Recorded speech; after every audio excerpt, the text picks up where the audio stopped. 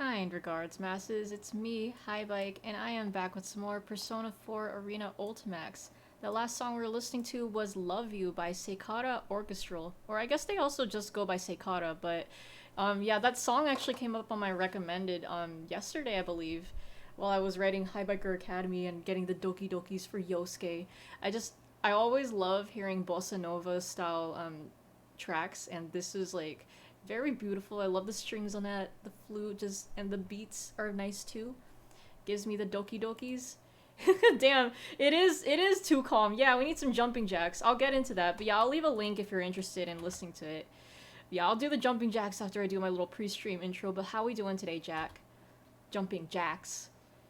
Yeah, that's the music that probably plays when you walk into Junes. It's also the music that plays when I see Yosuke getting my Doki Dokis. Yeah, it is almost like the Dark Coffee song. Phoenix, right.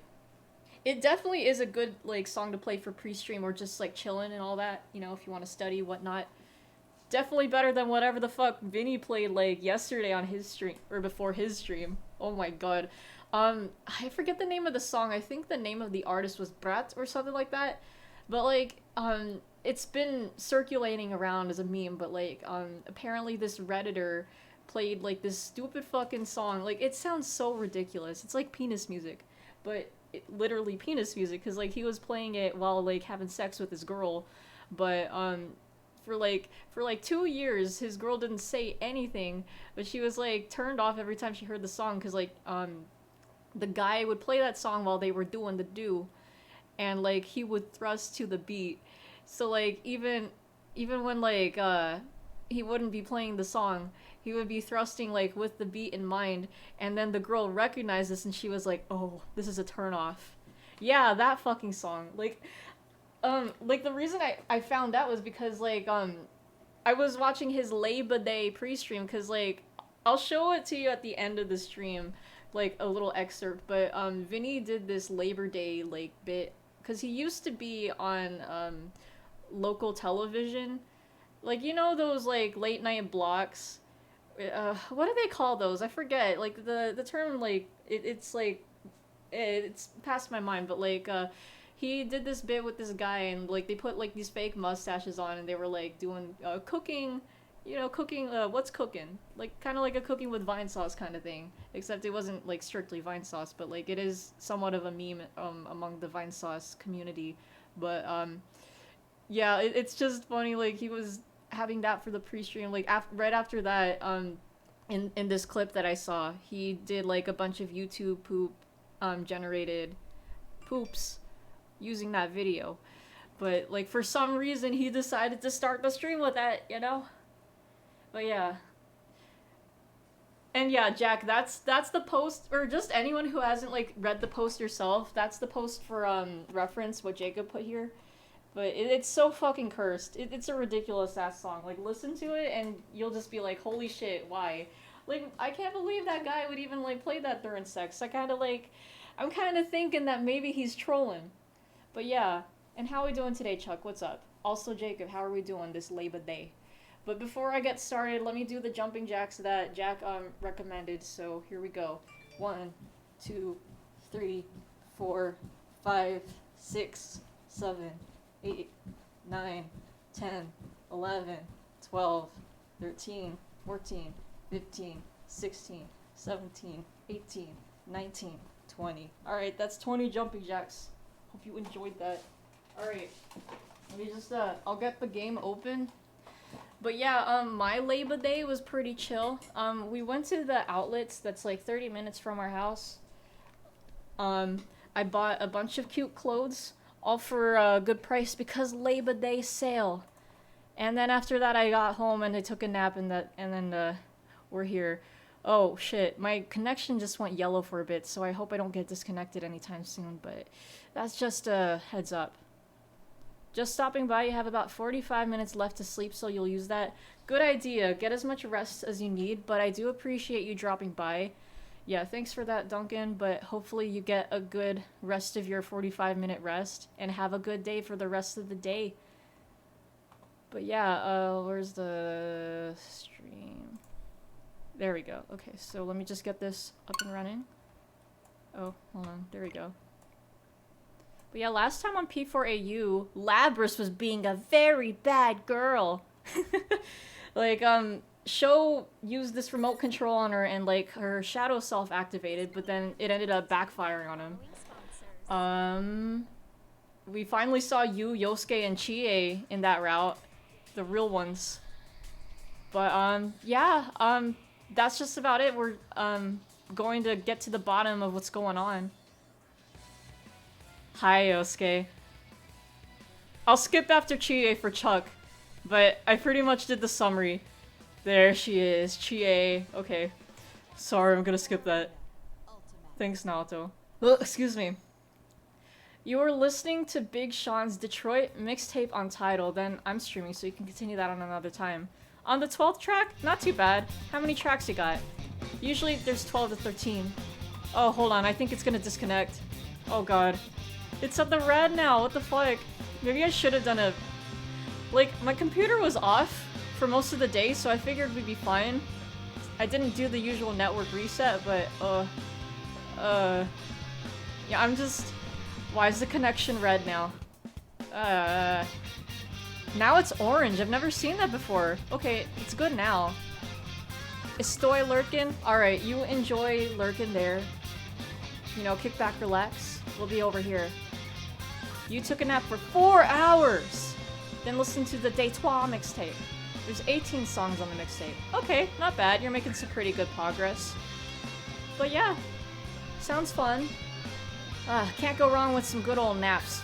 Oh, I also watched another episode of Stone Ocean, like, finally this weekend, because, like, oh my god, my mom just kept hogging the TV, and, like, I just didn't find time to watch, like, Stone Ocean. Usually if I'm watching anime, I have to be eating, because I'm usually busy doing other shit.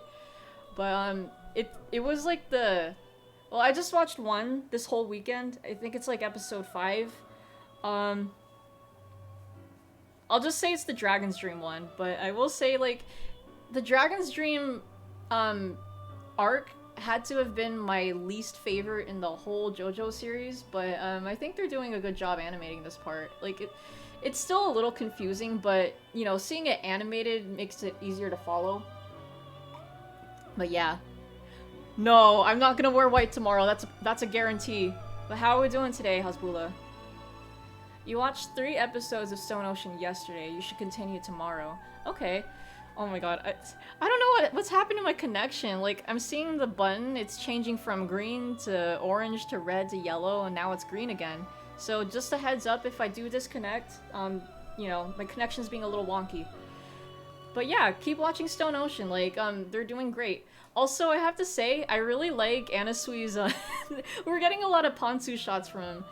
Cause, like, he has that weird skirt going on, but, like, it shows, like, you know, his Pantsu. It's, like, part of the design, but, like, you just always get a good look at his crotch. And thank you, Goku. I will drink water. How are we doing today? You thought King Crimson was confusing in the scanlated manga, right? Yeah, I don't know if you read the shitty translations during that arc too, which made things even more confusing. But yeah, the anime did make things, like, a little more clear. So, like, yeah, that's the good thing about having, the anime around. You got Spider-Man lore. We got Spider-Man lore. Alright. Let me get into that. Hold on. Put this down. And, this goes down for me. And, hold on, let me get the Chrome filter up. Original Spider-Man comic issues from 1960-something. Oh, okay. Interesting. Yeah, like, there's a lot of interesting lore, especially with, like, Western comics, especially if they're that old. So interesting.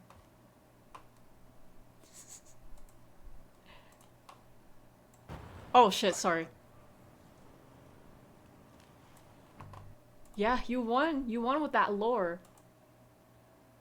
All the comic issues are in one book? So is it kind of like an omnibus or something? That's cool. Interesting. It's always nice to have, like, a little collection like that. Like a little big collection. Or like... Because everything's right there at your fingertips. You're on episode 16. By episode 16, hold on. Is this, like, including all of the parts? Or, like, all of the batches of episodes? Because, like, I can't keep track. I'm just like, yeah, the second batch, episode 3.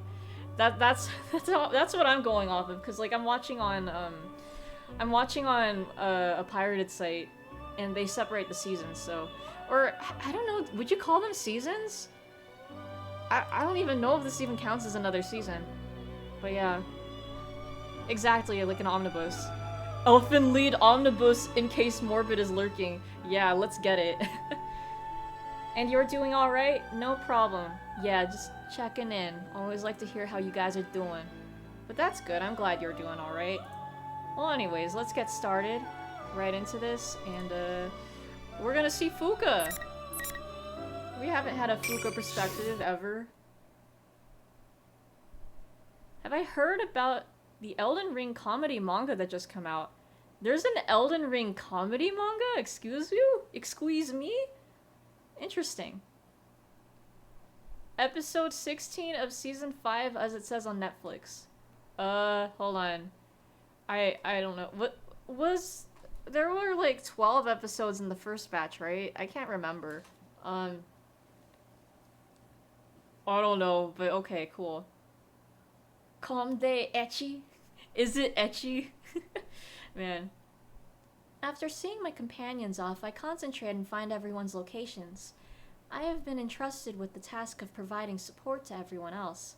The ability to disseminate information among them all will be the key in navigating through this twisted labyrinth.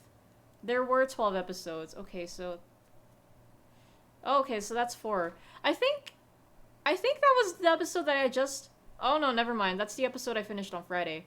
Okay. You type like a dyslexic. Yeah. You and your word salad. Alright, let me get this video popped up.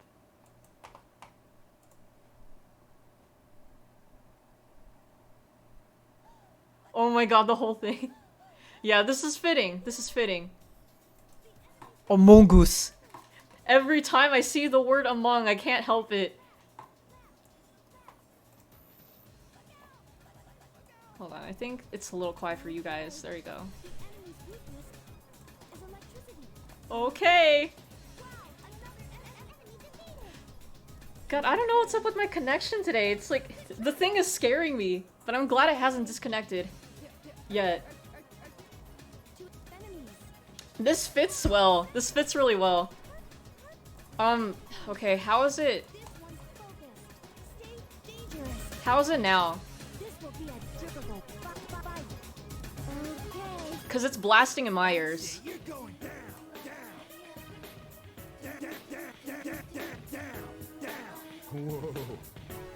It seems you have to defeat this one. I don't know why the desktop audio is always weird when I try to play a Chrome video. How's that now?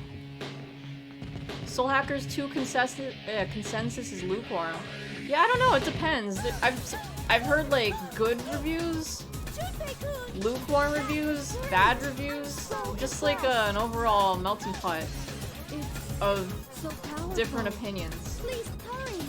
I think overall people think it's good though. I don't know though.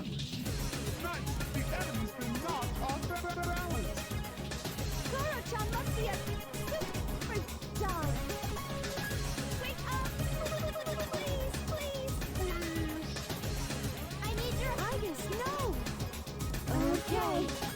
I'm more worried about things I can see, like bats. SMT5 without the... Yeah, exactly.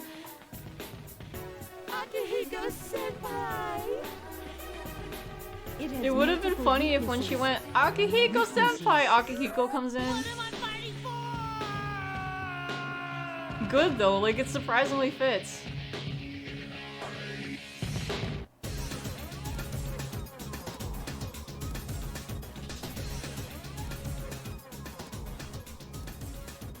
Soul Hacker chess minigame. Watch. It's there. You got your AI chess.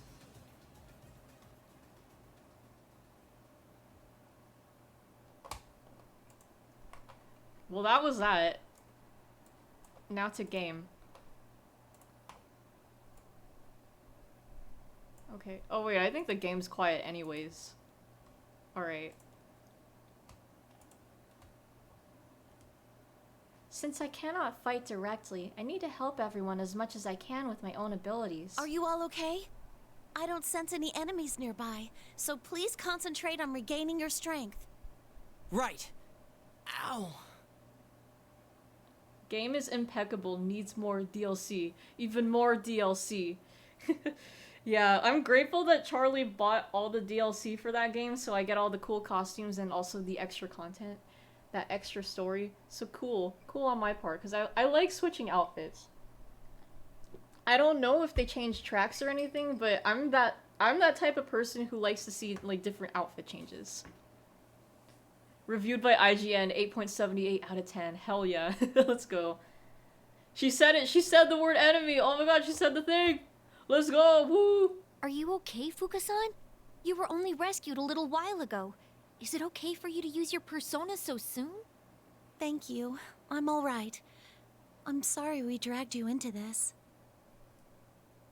Chie-san is concerned about me, though I'm sure that she has been badly hurt herself. Huh, we just screwed up. We're really thankful you guys came. In any case, let's recover as quickly as possible so we can go after Labrys and the others. Yeah, I agree. Yeah, I also agree, Yosuke. It's not just Chie-san. When the persona users of Inaba found out that I was being held captive, they all put themselves in danger to find me. It makes me truly happy to be able to fight alongside these people. Nani? Oh, I remember this part. Without warning, one of the caskets in the room opens with a creak, and a tall man steps out of it. Blue clothes, silver hair, golden eyes. Who in the world is he? I can sense his power, but I feel no hostility from him. He doesn't seem to be a shadow. Ah! A ghost! Ah! Why is he screaming too? Why are you screaming? We're the ones you freaked out! Exactly, see? Yosuke has the same idea. Oh, I apologize. I was caught in the moment. Fucking Those Theodore. clothes. They're very similar to the dresses Margaret and Elizabeth wear. Ah, so you are acquainted with my sisters. I am their younger brother, Theodore. Elizabeth? That really strong girl with the book? What's her family doing here? Well, my sister has given me a task, so I've come to the world outside. But along the way, I sensed the presence of Elizabeth nearby. And that's how you came out of this coffin? What kind of horror flick did we walk into? Elizabeth is close by? She's tremendously powerful, but I don't sense her at all. Excuse me. Oh, she is most likely hiding her presence, so as to not hinder your journey.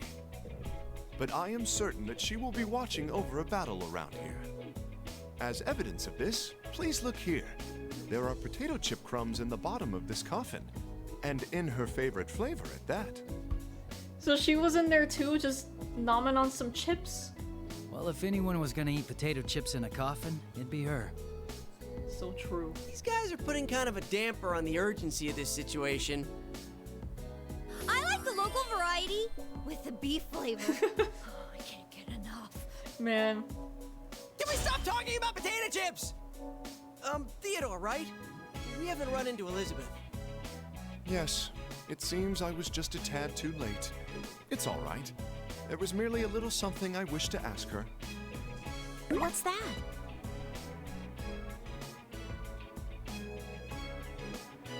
Fuka face.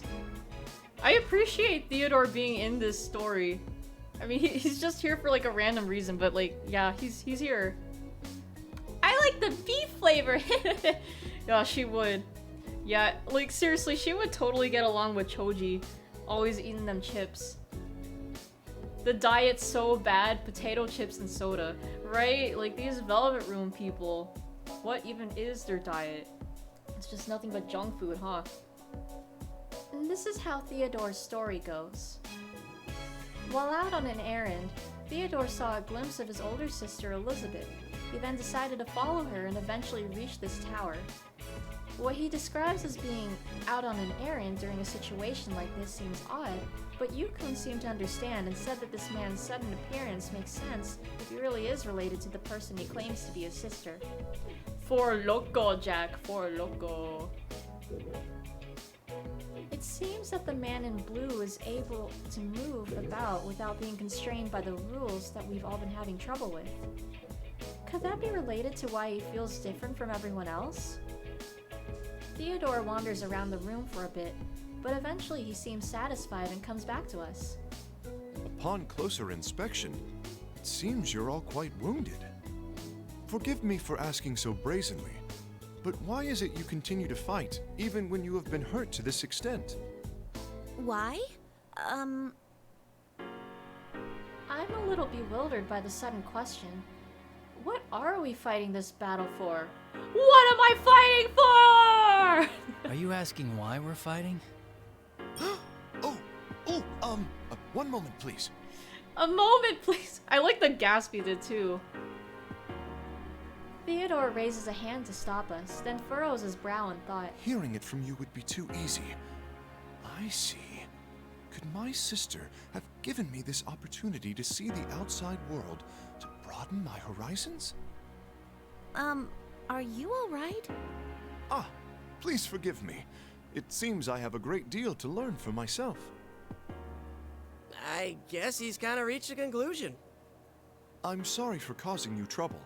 It seems this is a question I must answer on my own. Now, if you'll excuse me, I'll be taking my leave. College Humor was peak. They're not making stuff anymore, are they? Yeah, I remember I'd see some of their videos and I'd get a nice kick out of them. Good stuff. Huh? You mean you're going back? Yes, this conversation with you has been highly significant. Please, excuse me. What the hell was that just now? I've got no idea, but... Half birthday sex parody. I don't think I've seen that one. Faya? Might have to look it up. Wait, what now? Why is he back? I'd almost forgotten. If you truly are in a great hurry to reach the top of this tower, then please make use of this door here. Well then, What door? That is a coffin! That was mysterious. Theodore asked us why we are fighting.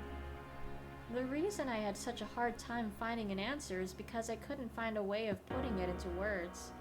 I mean, we all have our own reasons for being here. It was a parody music video of Birthday Sex by Jeremy. Wait, the one that goes, "It's your birthday, so I know you will. Birthday sex, girl, you look ah!" That's one of my favorite vines. But yeah. Just the fucking scream at the end. We peek behind the coffin lid that Theodore left through and discover a set of stairs leading up. I thank the man for his brief but helpful appearance, and then try to locate the others once again. That one, yeah. I think I heard the song once because I was curious what the actual song sounded like, cause like before the Vine I never heard the song. It was something. But that Vine just oh man, such a classic. Good. I can sense everyone's strong wills as they go around the school. It's reinvigorating, and I feel my own spirit lifting. What I need to do right now is focus on doing my best. Do your best, do your best, do it every day. Also, I forgot to mention this yesterday, but it still kind of applies, but I still have, like, very faint though, but like the Demi-Fiend paint is still on my arms. Like, it's a little more faint now since I just took a shower, but like, you can still see traces of like, you know, the black marks. But I think, like, the face paint, because, like, I use, like, 2 different paints. There's one that I use for the face paint, and, like, if I have leftovers, I use some of that for my arms. Like, yes, the other day. But then the other one I use is, like, more for the body. I used it for the first time for AX. It's called Bobisuka. That's the name of the brand. But, like, it's a little harder to wash off. So, like, it's good that it's durable, but on the flip side, it's like, oh man, I'm left with this stuff. And like it says on the box, don't paint your face with this, so I'm thinking that's probably the reason why, because otherwise you're left with like black face paint on your face. But anyways, so we got Akihiko and Aigus next. Boss notices black smudge on arm. Walks past nonchalant. Yeah. This is normal. This is fine. Let's go with, wait, I want Labrys. Just kidding. Where did Labrys go? Well, anyways, let's go with the other toaster. Wait, but Teddy's there. Never mind. I'm going with Akihiko. Because I like him. Aki's story is very good, yeah. Because he's Akihiko. And he makes things fun. Korutar! Yeah. Got that Korutar strategy.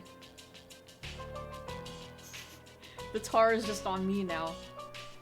In order to search for the Inaba persona users, Mitsuru and I searched the school building for an exit out of the tower. But the interior of the building has been warped into a complex maze. I don't think we'll get out that easily. Excuse me. This is Ultimax, not Arena. Yeah, I like that in Arena, it starts with him in South America, and then he's just like, when he like, he's with that bartender dude, he's like, hey, can you get me the goods? And then the guy's like, no sir, this is a clean bar. And he's like, oh, I meant protein. Never mind. Cause like the guy didn't know what protein was. But yeah, like, for Ultimax, well, I don't know, I still like Akihiko's like in Ultimax. But he's just around, like, he does get saved a little earlier than, like, the other peeps who got caught. So you get to follow him, which is always cool, because he's cool. I'm detecting a set of stairs just up ahead. Would you please try going down a floor? Got it. Let us know if anything else comes up. This maze is rather troublesome. We must hurry on. Mitsuru mutters to herself after she and Fuka end their conversation, and her voice sounds tenser than usual. It looks like something's on her mind, so I decide to talk to her. Are you still upset at how you and his friends got caught up in this? I am, but what truly bothers me is how I cannot get a full grasp on the Sho Minazuki character, who has been behind everything. Are we sure he's a persona user? When he fought against Labrys, he didn't use a persona. In addition to that, the one who called himself the person behind Labrys' disappearance said that he had no persona. It's Laybuh Day. Happy Laybuh Day. How are we doing today, Pork? Granted, that could have been an act to confuse us, but that still seems like a very unclear way of doing things. It's hard to believe that what he'd said was just an act. When I spoke directly with Minazuki, I saw his persona myself. This matches with what Narukami and his friends attested. Could he have an accomplice? An accomplice? Akihiko, this is only a hypothesis, but what if there were two Minazukis to begin with? But she's on the money. Two? You mean the one who called himself Sho and the one who called himself Minazuki are two different people? Oh wait, I don't remember if they were caught up to that at this point. No, his personalities changed before our very eyes. There's no doubt that they're the same body. But what if this isn't a case of multiple identity disorder? What if the two truly are completely separate personalities existing in the same body? It's so funny to see Aki's face go from mad to talking calmly. I know, right? These face switches. Completely separate? What do you mean? Mitsuru-senpai! I'm detecting a shadow just up ahead of you! Oh, sweet. Fight? We immediately end our discussion when Fuga's voice reaches us. There's only one door ahead of us, at the end of the hallway. I don't see a way around whatever's in our path. It'd be too much trouble to try to head back. Let's break through here, Mitsuru. Yeah, Akihiko just he quickly switches from angry to calm to angry again. It seems there's no other way. The situation is growing more and more dire by the moment. We must deal with this as quickly as possible. Who is it? We rush to the door and charge inside. On the other side is a normal classroom. Well, normal if you ignore the bizarre decorations all over, with a blackboard, lectern, and rows of desks. The ace detective of Inaba is waiting for us here. It's been a while. You two seem to have made it out of your predicament. How does it feel to have been rounded up like that? Oh, you clipped that? Good thing I always like when the game's quiet And then you guys send me links so I don't have to worry about switching the overlay for the sound. But here's this, if anyone missed it.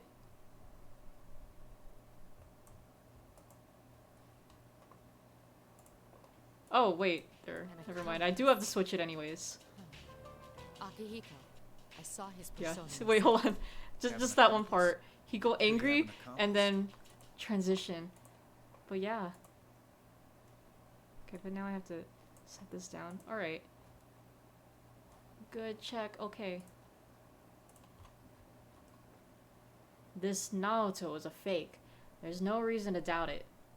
But it's well made. It would be hard to tell the difference unless you had shadow detecting abilities like Fuka. If the enemy's goal wasn't to carve off pieces of our personas in battle, these accurate doubles could easily have been used as weapons against us. Enough idle conversation. Let's get this over with. We don't have a lot of time. Wait, Akihiko. As I get impatient to go into battle, Mitsuru's voice stops me. Huh. True. I guess we should listen to the fake's dying words. We may be able to gain some clues after all. There's something I want you to tell me before I slay you. What is it? Yeah, Sly Yes. Queen! It doesn't mean I'll answer. Who created you fake people? Who is Minazuki? That's an odd thing to ask. Didn't you meet him yourself only a few moments ago? You should ask him yourself. And again, you won't be getting that chance as you'll never leave here. God, the lip flaps are cursed anyways, but the way that Shadow Naoto's mouth is moving just totally looks like a puppet's. I hate it. I do like playing as Akihiko, but I don't think I've played as Mitsuru at all this whole, this whole episode. Maybe I should switch things up a bit. Let's be Mitsuru today.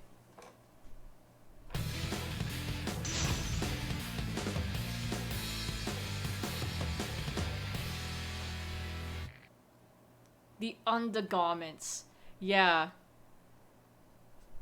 Never forget the Ponzu raid. I like that it's playing Naoto's, her calm dungeon theme. For Shadow Naoto's, battle theme. You have time to gawk? Is that my Marin Karen? What? What? Yeah, me when Marin Karen misses. Marin Karen! Marin Karen, yeah! Go. Damn. Artemisia! Marin Karen!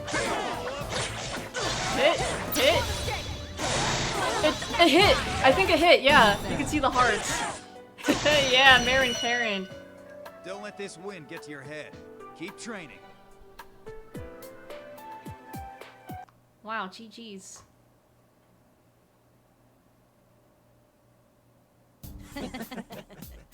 That was enjoyable. Please sit back and enjoy the spectacle of extinction. Hello, you are here, Ryan. How we doing today?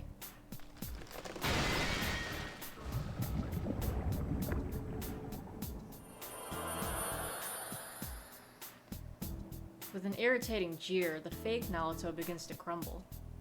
The red pillars disappear as well, and a set of stairs leading downwards appears inside the classroom. Excuse me. Mitsuru-senpai! Akihiko-senpai!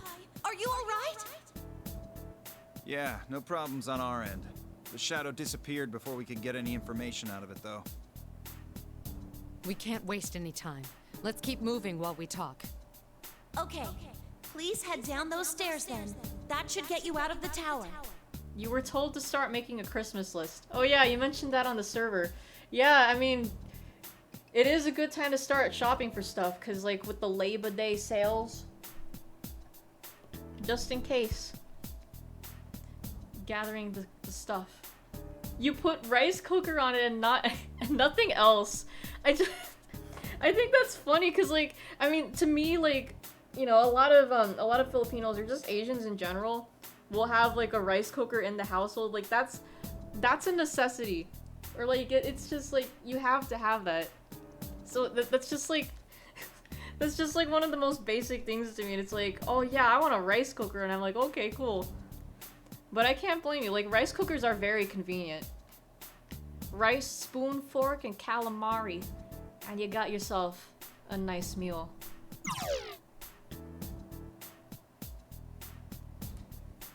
We follow Fuka's directions and head for the exit.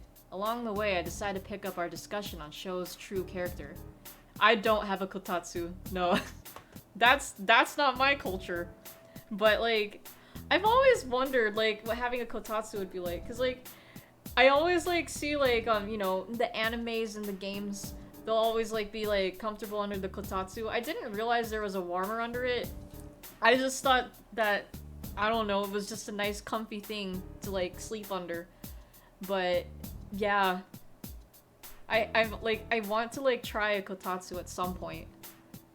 I probably should have asked, like, I wish I had the chance to, like, ask, like, any of the foreign exchange students if they had any. I also should have asked them about culture festivals. Like, I'm just thinking about this stuff now, like, you know, watching some of this slice of life anime, and I'm like, man, I just wonder what it was like for them. But yeah. You're probably gonna put the $50 or $50 Oswald book on it too? Yeah, do it! Do it for Oswald. Mitsuru, back to what we were talking about earlier. It looked like Sho changed right in front of us. He switched personalities. But yeah, that book should be a good thing to have. What makes you think that it's not the ordinary form of split personality? Do you recall the conversation in the limo about Ikutsuki's personal experiments? I said there was an indication that a plume of dust was used. You mean the human experimentation we were talking about? That's definitely something a guy like Ikutsuki would have come up with. Actually, going back to the kotatsu subject, I think those are, like, more of a luxury, I think? I don't remember, but I could have sworn it could have been from Persona, or, like, hearing it from Persona, or, like, somewhere else. But, like, not everyone has a kotatsu. I think, well, yeah, I think that's why the gang was, like, making a big deal out of buying one for Nanako. Don't bring Ryan to Anaheim, California, or he'll spend all the money in that Oswald store. Exactly, yeah. Yeah, unless we want to blow up his wallet, then yeah, bad idea. What if Ikutsuki's experiments on Minazuki involved transplanting a plume of dust into a living person? That is cool that they have an Oswald store, though, because he does deserve more love, being, like, one of the first. What? Why would he do something like that? Considering that it could have been part of Ergo Research's attempts to create artificial persona users, it makes sense. It's most likely that Ikutsuki implanted a plume of dust into Minazuki in order to intentionally try to force a persona to appear. But Sho Minazuki didn't awaken to the persona ability. That much can be gathered from the fact that Ikutsuki labeled the experiment a failure. That bastard performed terrible experiments on young children, all for his own gain. And he called this a failure? Ikutsuki put something strange inside a living person, and simply wrote off what he did as a failure. That only proves how insane he'd been. Contrary to Ikutsuki's expectations, though, the experiment had a different result. What? Don't tell me. If a plume of dust was implanted into the body of a person who already had a personality, what would happen? A plume of dust stimulates the creation of an ego. So it's not out of the question that it would create a new personality in the same body. In other words, it wasn't split personalities in Sho's mind, but two completely different entities in the same body? The original Sho, and the personality that was created when the plume of dust was put inside him, now calls itself Minazuki. And maybe it's the second personality that has the ability to use a persona. According to the records, after the operation, Minazuki entered a vegetative state after some time. Great vegetable. Thus, Ikutsuki let go of Minazuki. He was then transported to a hospital in the suburbs of Inaba, and there are no records of Minazuki from there on. You put a bit more on the list? What you got? What happened from that point on, I can only speculate. But I wonder what sort of life Minazuki led after he regained consciousness. Mitsuru's expression softens. Even if Minazuki was created by Ikutsuki, this is just one last way that Ikutsuki's ghost still haunts us. Ikutsuki's research only followed similar experiments created by the Kirijo group. If Sho's past is as Mitsuru describes, then he's yet another victim of the Kirijo group, not just an enemy to be defeated. Not long after we pass through the main entranceway, we see a path leading to the school's main gates, which are painted in a strange pattern. Beyond that, nothing but red fog. There's no telling what state the town is in right now. You have Witch on the Holy Night, the new Tight Moon visual novel, and Soul Hackers 2. Oh, okay. Nice, nice. Yeah, getting the Soul Hackers. And some Tight Moon stuff. Cool, cool. Excuse me. Yeah, this list is coming together. Labra said that she Excuse wanted me. to speak with Minazuki. And now, so do I. We'd better rescue Yukiko's group and get back here then. Indeed. Let us accomplish our duties with haste. There's no point in denying that Kirijo is partly responsible for this series of cases. That truth won't change, and it's obvious that this is weighing heavily on Mitsuru's shoulders, since she is the head of the Kirijo group now. That's why I believe I truly understand how Mitsuru felt when she made the choice to step back from the front lines earlier. She put trust in her comrades. That's how it should be. We can count on our teammates to get the job done. You joined a giveaway for Soul Hackers 2 on Steam. Considering you don't have a computer that can run it, you'll probably give it to me if I win. Oh, well, thank you. But, I mean, I think someone else should have it because I already have the PS4 version thanks to Charlie. Actually, I should check on that. I should probably, like, download it the next time I get this thing on. Because, like, he has it, so then by default, Fuka, I can download what's it. Yukiko's position? I sensed something southeast of there. Please be careful.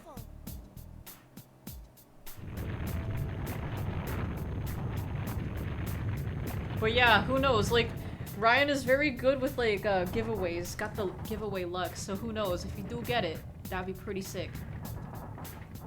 As Fuka's communication cuts out, the school building behind us makes a groaning sound. It's so loud now.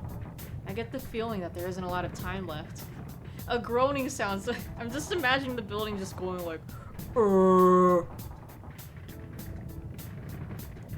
Mitsuru and I nod to each other before we begin running towards town.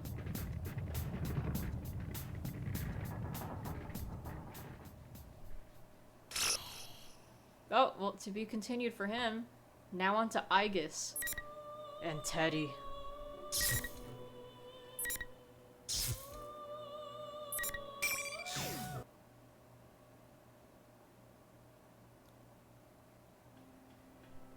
I'm worried about Yuki-chan and Rise-chan. Hang in there, ladies. I'll come get you in no time. Still, this hallway has been going on forever. If this continues, we will be unable to make any progress. My lengthy time bound to the cross resulted in a serious drain of my energy reserves. My condition has deteriorated to the point where even normal maneuvers will be difficult. If we were to face another shadow, I might be at a severe disadvantage. On top of that, the young man named Sho displayed godlike abilities. My sister and the others are in pursuit of a target with the power to freeze everyone present. I can't help but worry about them. I feel my heart sinking as these thoughts arise in my head. Oh, yeah, you let me organize your roles for you. Me.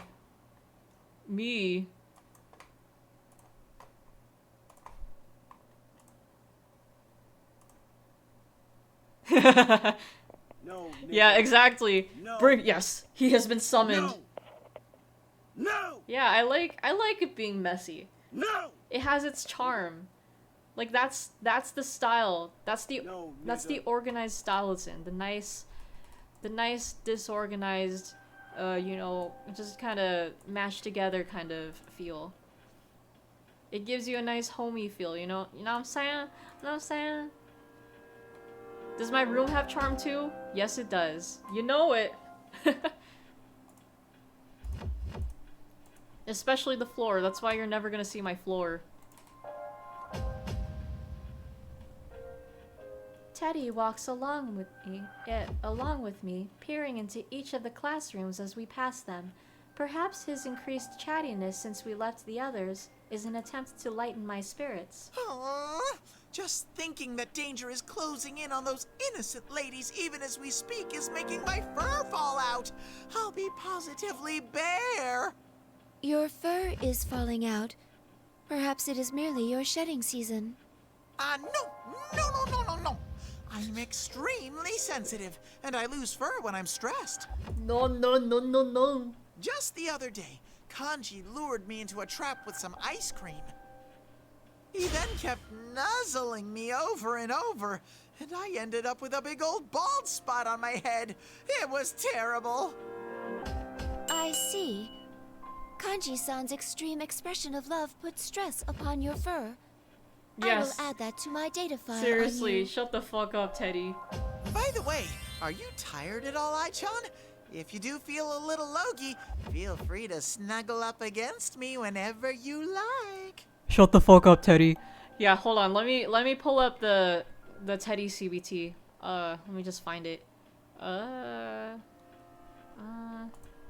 let's see. Or maybe I'll. Nah, you won't see that here. Let's see. I think I called it. Yeah, there we go. Okay. Here, let me just adjust the thing and then I'll make it visible. Here it is. Kanji giving Teddy the CBT. Oh, and you clipped that too? Yeah, okay, hold on. You guys can look at that while I'm adjusting the sound. Okay.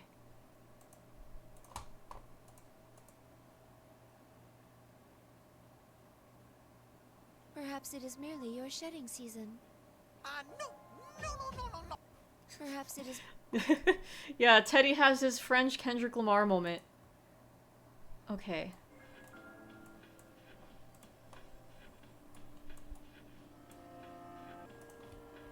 No, I'm more concerned for the others in town. No! No. No! Completely ignored! But I'm sure they'll be okay. My friends are really strong, you know. You trust them, don't you? Of course! You believe in Michan and the others too, don't you? Yes, I do. They're all precious to me. We're the same after all. You're sparkling too. Sparkling? I love everyone who's nice to me, and the world where everyone that I love lives in really sparkles. And I want to protect that sparkle and help everyone out. Teddy's large eyes are guileless and honest when he speaks of his friends. I am an anti-shadow weapon, or ass weapon for short. Oh wait, she didn't say the whole thing, but still. And yet, Teddy's presence is similar to those of the shadows that I have been exterminating. Does that have any importance? Thinking about someone else strengthens your own powers. We know of that phenomenon. Yeah, the bonds. So why doesn't that Minazuki guy get that?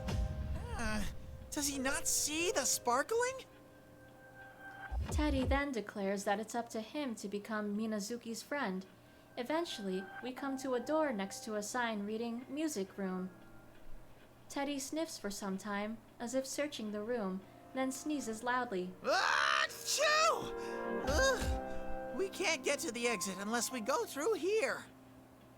By the way, won't you take a little break here? You still seem exhausted, and I'm worried about you. Teddy looks at me with worry while he suggests that. We should have descended quite a bit by now, but there is still no sign of the exit. There's no time to hesitate. But most of all, I can't let myself become a burden either. Thank you. You're truly kind. Of course I am. It's basic bear etiquette. Teddy puffs out his chest with pride as he puts his hand on the music room door. We're barreling in! Excuse us! You're not excused. There is nothing of note in the room but a grand piano. I'm about to suggest that we take a short break here, but a warning alerting me of an approaching shadow appears in my vision. This reading, it's close. Targets acquired. An anti-shadow weapon and a shadow. Commencing elimination. Wait, isn't that Shadow Labrys? Damn, we got more Shadow Labrys? Yeah, it's her. When I hear that flat mechanical voice, a giant axe instantly appears above us. In a flash, I realize that we are being ambushed, but my body is too exhausted to move like I want it to. It's going to hit me. If I take any more severe damage, I'll be destroyed. Ai-chan! Teddy shoves me away, and I tumble to the floor. The fog and dust stirred up from the impact begin to settle, and I see the giant blade embedded into the floor, right where I had been standing. Teddy had been hit by the attack meant for me, and now he's lying motionless on the ground. Man, you're weak. I was just trying to surprise you a little. Is this the scene? I hope it's what I think it is. You're a copy of my sister. I was ordered to take part in the battle near you. But I'm not anymore. I'm gonna do whatever I want starting now. I've been waiting for this. Ai-chan, Oh. run! Man, Unless- Shadow's persistent. Once I'm done with ice, I'm gonna grind you down to fertilizer. Yeah, I can feel it. Every time. Oh my god, fucking. Every time. The fucking flat pancake Teddy. Oh my god. The axe strikes Teddy a heavy blow, and he slams into the wall before sliding down into a heap. I try to rush to his side, but No! Yes. Oh no. I wasn't careful enough. The strike at Teddy was part of a combo, with the second attack anticipating that I would try to come to his aid. Though I was able to avoid a direct hit, the tip of the axe catches my leg with a dreadful noise. I stand up and prepare to dodge any further attacks, but the hit I just took has been enough to damage my leg. My leg! It won't support my weight, and I fall to my knees. My frame's been cracked. The copy of my sister smirks confidently and slowly approaches me. It seems to know that I'm incapable of moving with any agility now. Right then, I notice that the red pillars have appeared in the corners of the room, trapping us. There's no way to escape. I was trying to hurt you, you know? I knew Excuse you were me. weakened, I guess. It's so easy. Just target the weakest one, and the numbers will drop on their own. These bonds are pretty useful. I've been waiting for this. It knew I was weakened after all. I realize that I am in severe danger right now. Soon there will be no way to prevent it from claiming Teddy and me as its victims. Up until now, I'd witnessed how my sister's shadow and how my sister herself fought when her heart had been disabled. That's why I thought that I had understood how to deal with this fake version of her too. When my sister was in that state, she and her shadow had fought in the same way, using her body's full potential and fueled by an inner drive to destroy. Each attack from them was a threat, but such straightforward opponents are simple to deal with. Yeah, there we go. CB Teddy has been clipped. Hold on. Wait, how come I'm still... Did I not... There we go. Oh wait, I need to turn that up.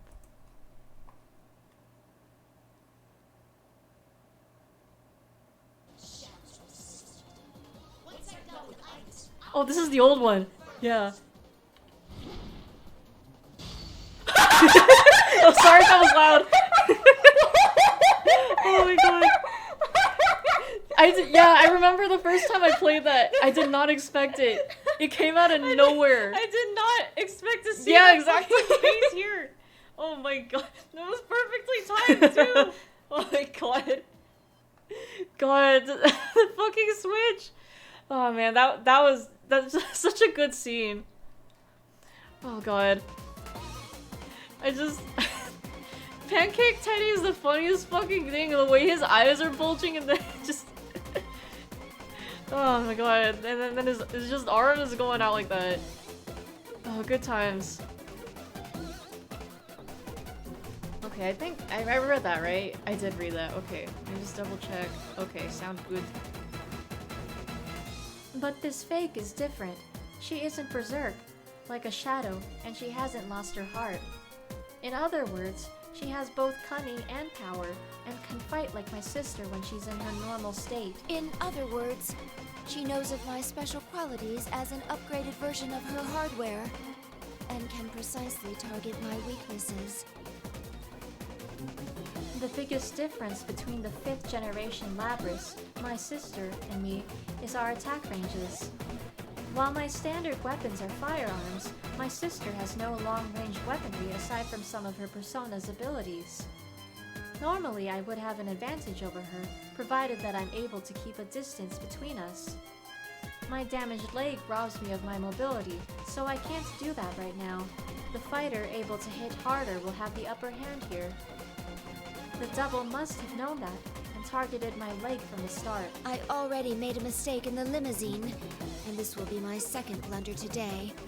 If only I had been better able to deal with things. My regrets spill from my mouth as the axe in the shadow's hands rises higher and higher. Actually, I guess I think the biggest difference is the accent. Yup, you got that right.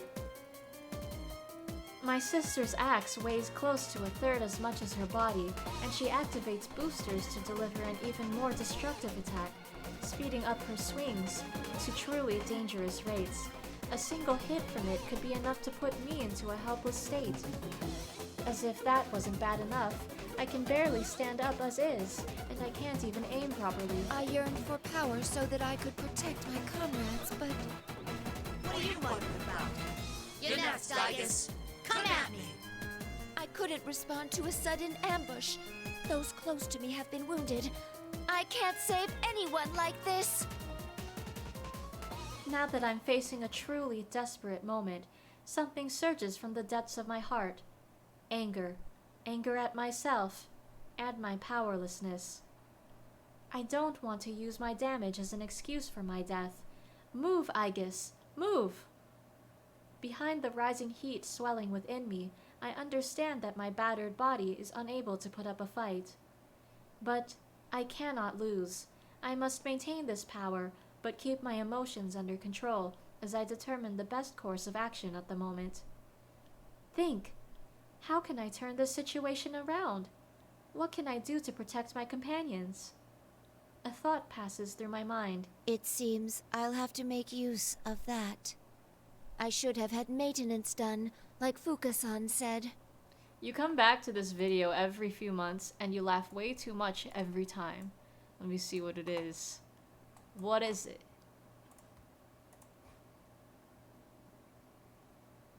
Think, I guess, think! I don't know, like 10 episodes? Oh, yeah.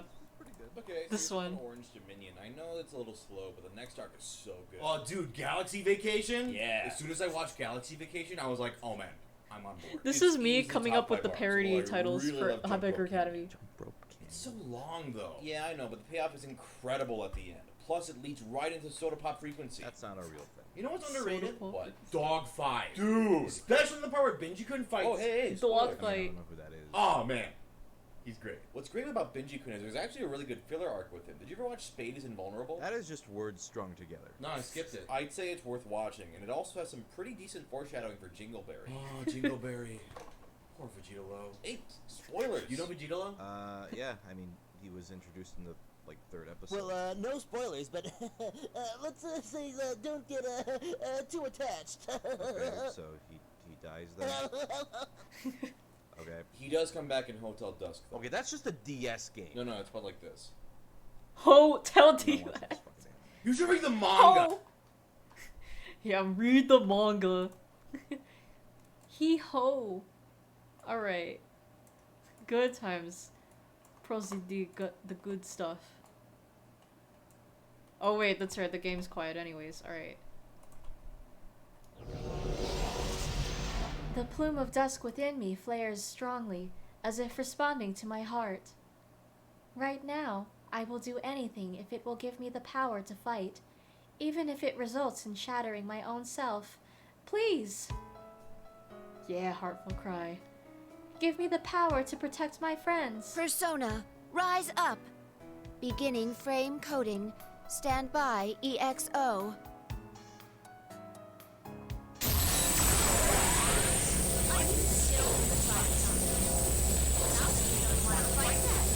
God, the fucking laser's too loud. We can't hear shadow labyrinths or fake labyrinths. The axe the fake wields flashes towards my face, and I hear the boosters roar. Would jumping over it to evade it be best? Before I can decide, my body reacts. It's no use. Excuse me. It's funny, because we've been to the movies way too many times in the AU, and we haven't watched Under That Ass yet. You're right. You know what? That's gonna be the next movie. Besides the cheetah. What did I call it? Think Before You Cheetah 3? The King of the Cheetahs? I don't know. With sticky cheetah Obama. Sticky cheetah Barack Obama. Yeah, what was that, fake labyrinth? You might want to speak up. I didn't quite catch that. Oh, look at Igus. Look at that. She's glowing blue. You think the game glitched? No way is it supposed to keep playing this long. I don't know. I think it's like the chopper, because like, you know, she's still charging up. We'll find out for sure. If it plays during the fight, then you know it's glitched. I cross my arms and take the brunt of the strike on my forearms. Violent sparks fly up in the collision, and the force of the attack travels throughout my entire body. You saw me just like that? No, you know what the problem is? I think it's the sound mixing for the port. It's weird, because like, I remember playing the PS3 version and I don't think it was as loud. Like, you could still hear it while hear the voices while the sound effects were going. This is just bullshit. My sister's fake stays where she is and leans heavily onto the axe, pushing it against me. My joints scream as I try to push back, and white smoke streams through my gaps in my armor. My internal sensors repeatedly report that I am operating at my maximum capacity. It's not enough. I need more. More power. I need more power. Oh, my jump's shining. What are you doing? Teddy seems to have been awakened by the violent sounds of our clashing and stammers as he lifts himself off the floor. I'm relieved that he's able to move, but from this point on, everything is a gamble. Teddy, please stay away. The probability of maintaining self-control in this mode is less than 1%. I'm sorry, but I can't guarantee that you'll be safe around me. It's a bit lower in the original. Let me hear that.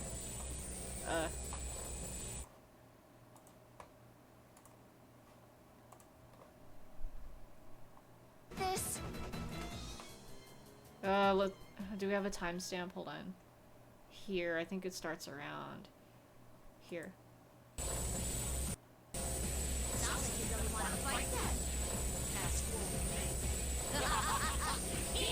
Yeah, like, it's still, like, the sound is still pretty loud, but at least you could hear Labrys a little more clearly compared to what we just heard right there. That is just ridiculous. I don't know how they, like, botched that up with the sound mixing. It's weird. It's ready. Releasing all limiters. Extreme Orgia mode. Extreme Orgy mode. Oh, finally. It's the helicopter all over again. God, can you imagine if we listened to that for like a full 2 hours? I'd fucking die. Oh, thank God that's over. Alright.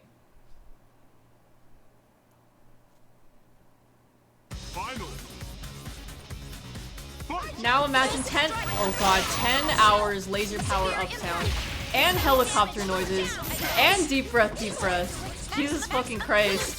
That is true hell right there. I wonder if, I don't know, does Igus activate this mode like in normal, like, just in normal game mode? Look at her. Look at her go.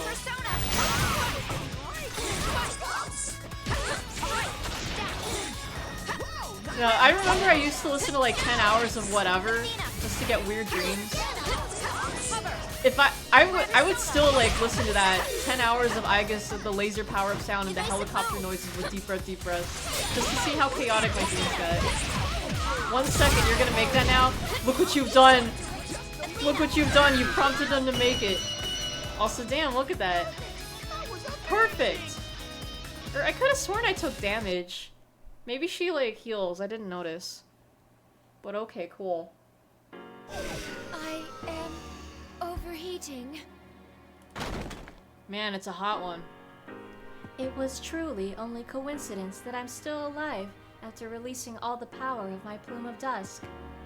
But applying my persona's materialization sequence to reinforce my body's skeletal system and armor plating allowed me to endure a far stronger load than my components could normally handle. Yeah, do it, Ryan.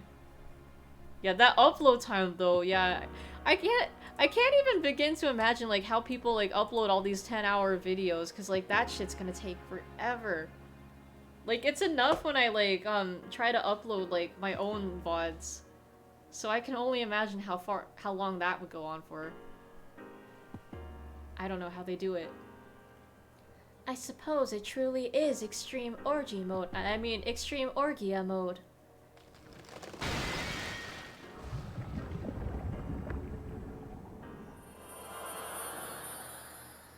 My sister's double turns into a black mass and begins to melt. As it collapses into a puddle, glimmers like golden sand trickle upwards out of it and disappear into the ceiling. I finally reach Teddy and help his injured round body sit up. Teddy! I'm so sorry. It's my fault. Ai-chan, you were so cool. I regret nothing. Please, take care of Yosuke. Rest in peace. Good riddance. Teddy! Can you imagine if he just died there? The building begins to creak, the structure groaning like a giant, and the entire tower begins to quake as well.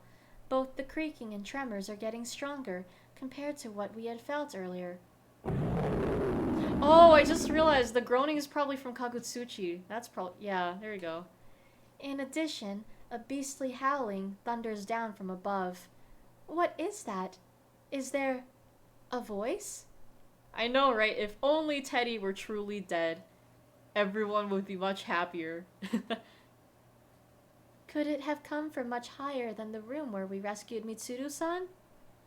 Teddy's eyes snap open at this eerie sound. What was that? I don't know, but it seems a great power is trying to awaken. Someone please respond! Oh, hey, Rise. Just then, a desperate plea cluttered by interference speaks out in my mind. That voice is Rise Kujikawa's. It's difficult to hear due to the interference, but there's no mistaking it. The communication seems to be coming from quite a distance outside of this building. Rise-chan, you're okay! Oh, I'm so glad! That sound he made. Teddy? Teddy, is that you? Where are you right now? Are you hurt? Why Japanese media gotta have the comedic relief sex offender? So true. Like, why? Why is this a thing? It's terrible. I'm in the tower that appeared at school. I'm with Ai-chan, so I'm okay. I think. Ai-chan? You mean Aigis-san? Aigis-san, please listen. There's a ton of red fog swirling around the top of that tower right now. Where are you, Rise-san? Can you see this place from there? Yuki-senpai and I are in town searching for but we can't get out because there's a horde of shadows. The message is cut off before we can hear the entire thing. From what it sounds like, Rise-san and Yukiko-san appear to be in town together, just as expected. Yes, that deep-fried Rise. Deep-fried Rise's puffs, Rise puffs. Eat 'em up, beat 'em up, beat 'em up, beat 'em up. If she said horde and shadows so close together, They must be facing a dangerous situation. We have to go at once! Rise-chan, we're coming for you! Ow! Ow! Ow! Ow! Please wait, Teddy. We've both been damaged quite badly. If we move now, we'll likely be in danger. Yeah, that's true. But I just can't sit here and wait. Owie! My back! Oh yeah, I remember we had the fucking cursed Teddy doing my neck, my back from that same stream that year ago. Oh man. Teddy was surely wounded quite badly, but knowing his friends are in danger, he seems unable to contain himself and attempts to force himself up to his feet. I feel the same way. I must relay to everyone what Rise-san said about the school as soon as I can. When I approach the window to find out where we are, I see two figures leaving the school building. That's Mitsuru-san and Akihiko-san. Thank goodness! They managed to get out before us! You forgot about that? I know, right? Me too. And then just seeing Teddy's, like, back just triggered it. Triggered the memory. I can understand why you want to hurry, but those two are attempting to rescue the others as well. Or maybe you repressed that. Yeah. I wouldn't blame you. Perhaps that is what happened. We've all repressed it from our minds. Let's proceed with caution so that we can meet up with them quickly. Mysteriously, I can still move as well. Even though my frame has reached the very limits of its operational tolerances, and my joints creak ominously, the sheer strength of my emotion to save my friends forces my body into action. If Teddy and I feel the same way, I'm sure we can keep moving. Got it! Ow! Anyway, let's move! I'm getting fired up! Let's do this! Onward! As they say, yeah! I like how as they say, yeah! I can't help but smile at Teddy's enthusiasm. We leave the music room and the wreckage left behind from our recent battle and run down the hallway towards the exit.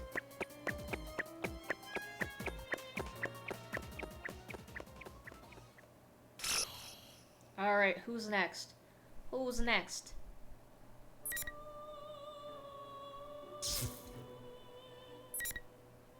Oh, it's Mitsuru and Labris. Okay, no, I was hoping we'd get Labris.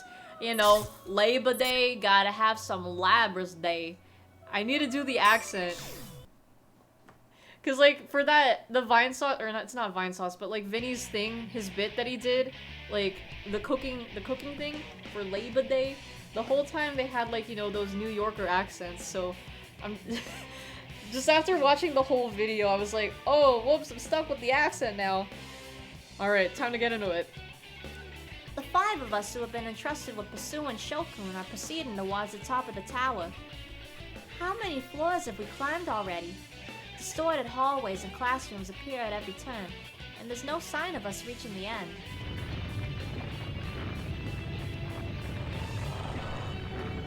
The quakes are growing more and more frequent. I guess this means the time is running out? Yeah, Laybuh Day, Labra Day. You know, that Minazuki guy talked about making his world, but how is he going to do that? If we presume he's following in Akutsuki's footsteps, then he's going to gather shadows, merge them, and summon some great power. You know, every time they mention, you know, the his world phrase in here, I feel like they're always playing at least some kind of guitar music like this. So then, like, I'm always thinking of his world, you know, the Sonic song. You mean that thing Minazuki-kun was talking about? What do you think, Junpei? I mean, you've been surprisingly quiet. Are you not feeling well? Huh? Nah, I'm fine. Coaches are well trained, you know. I guess it's just that I'm feeling all tense. All this end of the world stuff isn't anything to joke about. Excuse me. You sent me the monstrosity in DMs? Holy shit, I'm surprised it took quicker. Okay. Oh, or is this like a... Oh, okay, it's not a 10-hour version, but it's like a minute. Here, I'm gonna go save it, and then we can look at it. Alright. Oh, hold on, let me see, because like I already have another video queued up. Hold on. Well, I'll add another source. But... let me just shut that up real quick. I think I have to turn this up as well. I'm surprised it took quicker. You weren't gonna make a 10-hour version without, or yeah.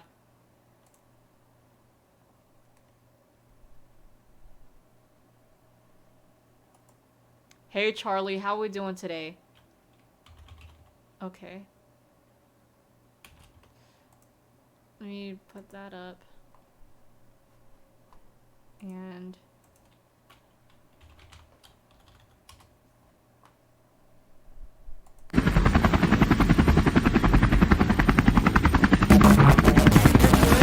you were supposed to leave for Bakersfield, but you got lazy? Oof. Well, wait, are you working tomorrow? Otherwise, just, call in. How come I can't hear it? Hold on. Not anymore? Wait, I can't- oh, duh, I have to change the settings for me. You guys can probably hear it. Hold on, that's not it, I think. Properties. How do I get myself to hear it? What were the settings for that?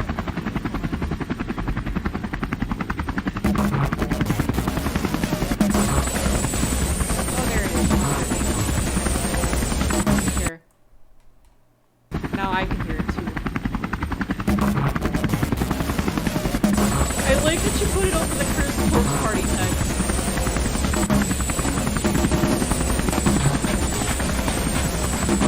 MGS5 vibes with the heli noises. Yeah. What? Might want to lower it too. Oh, it is in the red. Okay. Perfect.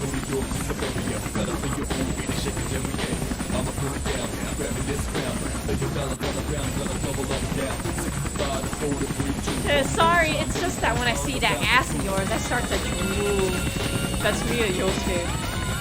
Go ahead. Labra's charging her laser from the airplane helicopter. But yeah, like, the helicopter noises sound like the exact same ones in MGS5. Good time. Like, the MGS5 helicopter is totally fine. There was something about Chopper Coon that just doesn't hit though. You got me some soju? Charlie, you're too kind. Oh, you are a real one for real, man. Thank you, I appreciate that.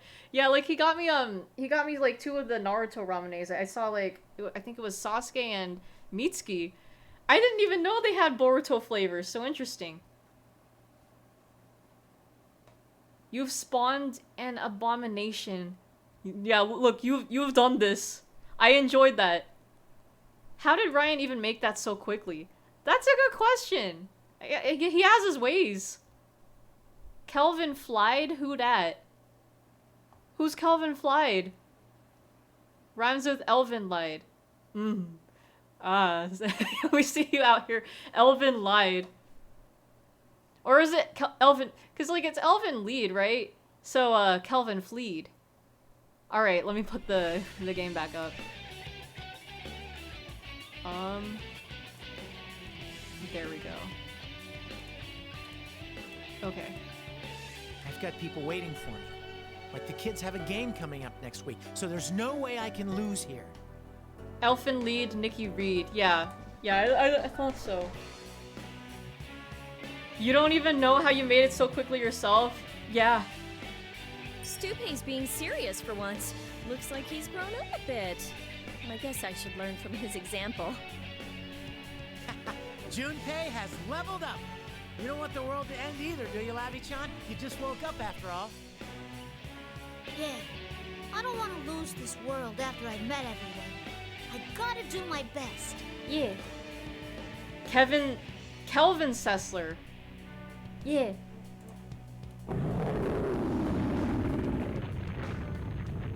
it goes again. Wait, didn't we see this classroom earlier? I feel like the fog's getting thicker too. I feel like the chopper sounds that he got was from that one video he linked. You know, the same day we had like the Chopper Coon stream. The laser though, I'm curious. I'm curious as well. You remember an Adam Sessler? The name sounds familiar. I don't know. Kelvin Sessler sounds vaguely familiar too. I don't know though. Maybe that's just me. It won't be good if this keeps up. Since we can't get in communication with Fukasan, we don't even know what's around us. No matter how far we go, the maze of the fake Yasogami High just keeps going and going. You took the laser sound from the cutscene. There's a part when no one's talking, so you use that part. Oh yeah, that's true. You're referencing the game reviewer from G4 TV on the YouTubes. Oh, that's why he sounded familiar. Outside, there's nothing but fog as far as the eye can see. We're starting to get flustered because we can't tell how high up we've gone. Never liked his reviews. I can't remember what his reviews were like. I just remember the name, kind of. It just sounds familiar. Come on, keep your cool. Getting all aggravated won't do us any good. The chopper sound was the same video you sent on the Chopper Coon stream. Had a feeling. You get to play SH2 for another day. Hell yeah. Enjoy. You're so positive as always, Junpei-san. You think so? I think you've changed, though. You've gotten taller, too. Deep Breath is just you using a video you had saved from earlier. You had Deep Breath saved? Incredible. Huh? Well, there you go. I guess that's the BTS. The big time sus. Also, look at Junpei blushy blushy. Why do you sound so relieved? I've been wondering if I hadn't changed at all. I made a promise to Mitsuru-san that I'd live life like a child. What's that supposed to mean? Is that hard to do or something? It's difficult. I don't know what it's like to be a child, so I wasn't sure if I should keep doing what I've been doing. Huh. I guess being an adolescent boy is difficult. Yup, that corpse party screenshot is definitely a corpse party screenshot. You should just live your life the way you are. I mean, you are a kid. I'm just a kid and life is a nightmare. That's right. You can't trust Mitsuru Senpai's idea of childhood. Can you even imagine what she was like when she was a kid? Yeah, huh? Whoa, you're right. I can't. It's impossible for common people like us. Speaking of children, that show dude is the perfect example of a spoiled brat. Yeah. One moment he's joking around, and the next he's incredibly pissed off. Mr. Edgelord. To be fair, you got into Metal Gear because G4 TV said if you have a PS2 and haven't played MGS3, you're a loser! Something along those lines. So next time you were in Target, you saw it and bought it, then went back to play the previous games. Good. Because it's a good series. Well, that's a good way to get into it. Because yeah, if you have a PS2 and you don't have Metal Gear, what are you doing with your life? Yes, you can, because there's a flashback of it in the answer, so they do know how Mitsuru's childhood is. I don't know the details, but sure. Yeah. What would someone have to go through in order to make them seriously consider destroying the world? What happened to him? Soul Hackers 2 is coal tar and cigarette, but in a cigarette butt ready for toting. Yup. All shipped up, ready to go. When the topic shifted to Shokun, Koromaru-san passes us by and stops before one of the doors. In other words, the Soul Hacker Pack. Yeah, getting that good old Soul Hacker Pack. Oh wait, did I beat Demi-Fiend? No. No. No way. Hold on, that my answer to that is this. No. No. But yeah, Soul Hackers 2. Well, I mean, SMT 5 is most likely to be the first RPG in my out of my 3 to be crossed off the list. So yeah, I was gonna call it Silent Hill because I see SH2 and I think Silent Hill too. But no, yeah, Soul Hackers 2 should be after SMT 5. Yeah, look at little Babby. I love that she has the drill pigtails. Like she looks a lot like Kasane Teto, that one Utaoloid. She's very cute. Morbid about to donate level 99 build. Yes. Give me your build.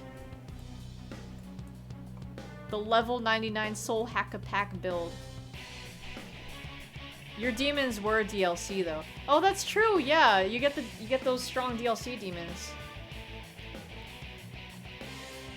I think. I don't know. I just remember some guy's review. Okay. Yeah, that checks out. All right. Prep time is 1100 minutes. What's up, Koromaru-san? Is there something bothering you about this classroom?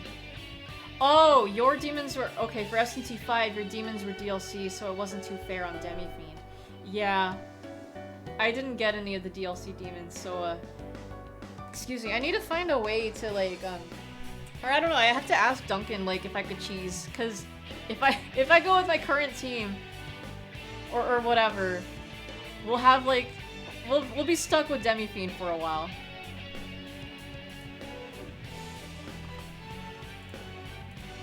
Perhaps if you were a genius, she might hang out with you. Well, fuck, alright, no pressure.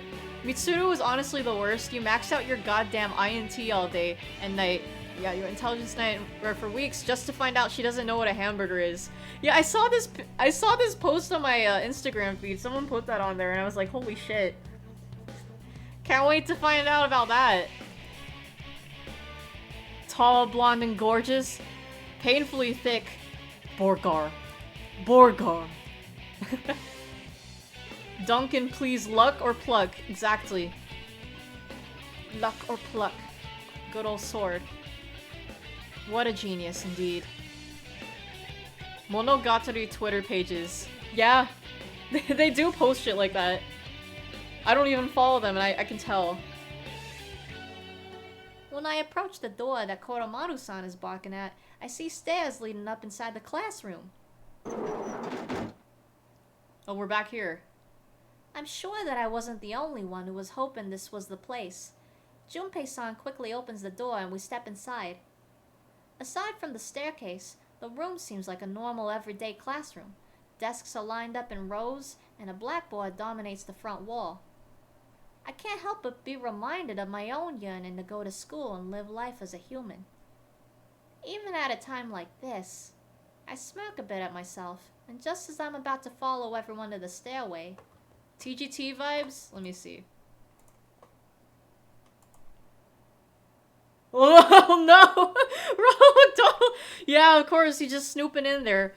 Actually, you know, the last time I looked, or checked the movie polls, TGT and Spriggan are still tied. I forgot to do the for reference, but yeah. I don't know, we need a winner.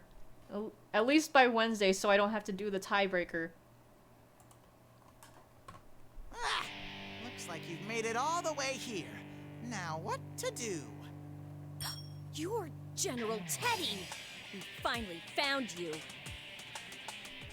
General Teddy, the mastermind of this tournament. With his cape and a fearless grin, General Teddy is completely different from the real Teddy we encountered earlier. And even through the screen, he has an ominous air about him. I check him with my senses just in case, and sure enough, he's a shadow. Huh? No. This isn't a normal shadow reading. What in the world is this? Yeah, we need a tiebreaker. Like, the last time I checked, yeah, we're tied with, like, the 3-on-3. Well, it says 4 on the thing, but that's because, like, the bot always has each option set at 1. You shall be the tiebreaker? Oh, shit! Shout out to Ryan, thank you. Yeah, because we'll need that tiebreaker. This is getting out of hand, so I, General Teddy, will face you myself. Now bring on the ring! When General Teddy lifts his little hand up, the familiar red pillars appear in the 4 corners of the classroom. The tension running through the area pushes the concerns from my mind. There's no time to think about that. I have to prepare to fight. Now, it's time to have some fun. Those who hinder the creation of my world shall all perish here. Yeah, you can hear a little bit of Kagutsuchi in there. Yeah, I was like, wait, I don't remember fighting General Teddy, but he just takes the getup off. We're doing TGT? Yo, Pog, hell yeah. I was hoping for TGT because, like, you know, I just really want to read chapter 25. I really want to know what happens. And because it's fun reading. Oh man, getting back in the groove of TGT. I missed it. Whoa, someone's got a big mouth. My world? This has been our world from the start. We're not just gonna let you destroy it that easily. Big mouth. Destroy? I will not destroy it. This will be a new beginning. The beginning of a world of my own, where only I will live.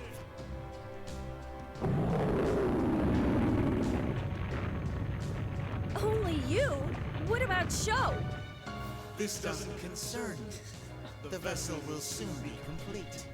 Nothing you can do at this point serves any purpose. There's something about this Shadow Teddy face that looks so funny.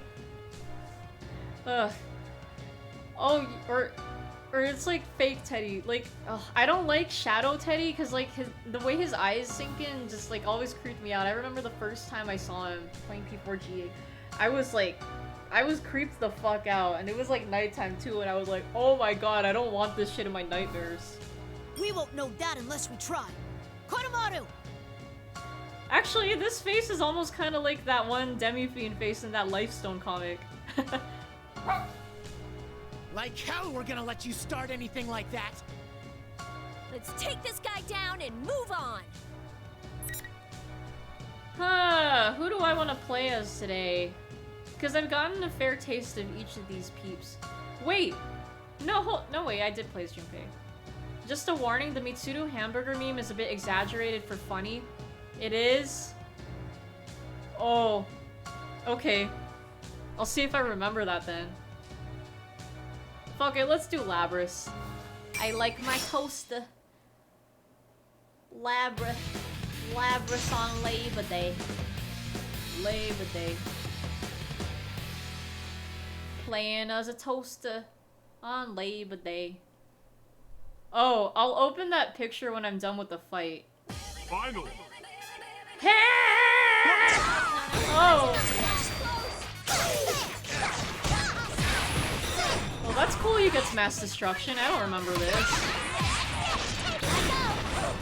You're in trouble now. You're down now, right?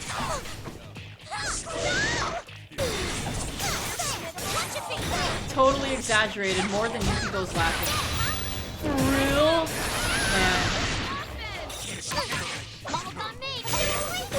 Seriously? Or Chie's meat stuff. Oh, I see.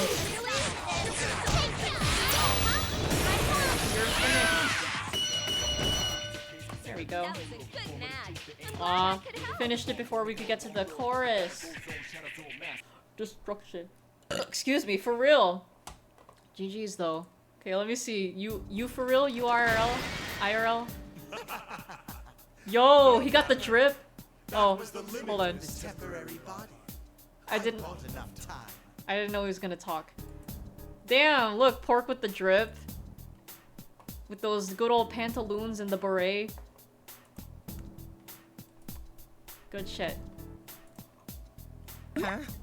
You're not gonna melt now? As Junpei-san noticed, the fakes we defeated up until now have lost their shapes quickly after being defeated, melting into a black ooze before disappearing completely. But this General Teddy is just as confident as he was before the battle, and has the same smile. I knew it. You're different from the other fakes. Who are you? Who am I? I'm General Teddy. Who else? Well then, bye-bye, you pesky vermin! Ah! Hey! Get back here! General Teddy swirls his cape about him with a laugh and disappears, vanishing in the thin air without a trace. Hey, Yucatan. He said something about a vessel being completed. Wasn't that kind of suspicious? Yeah, the sussy amogus. Yeah, it must mean that we don't have any time left, and when we defeated that General Teddy, he didn't disintegrate like the other fakes. There must be more to this case. Ken-kun is right. General Teddy is different from the fakes that we've been running into up until now. Plus those words he said before fighting. Minazuki-kun said he'd make his world, and Shokun talked about my world. And yet, General Teddy said...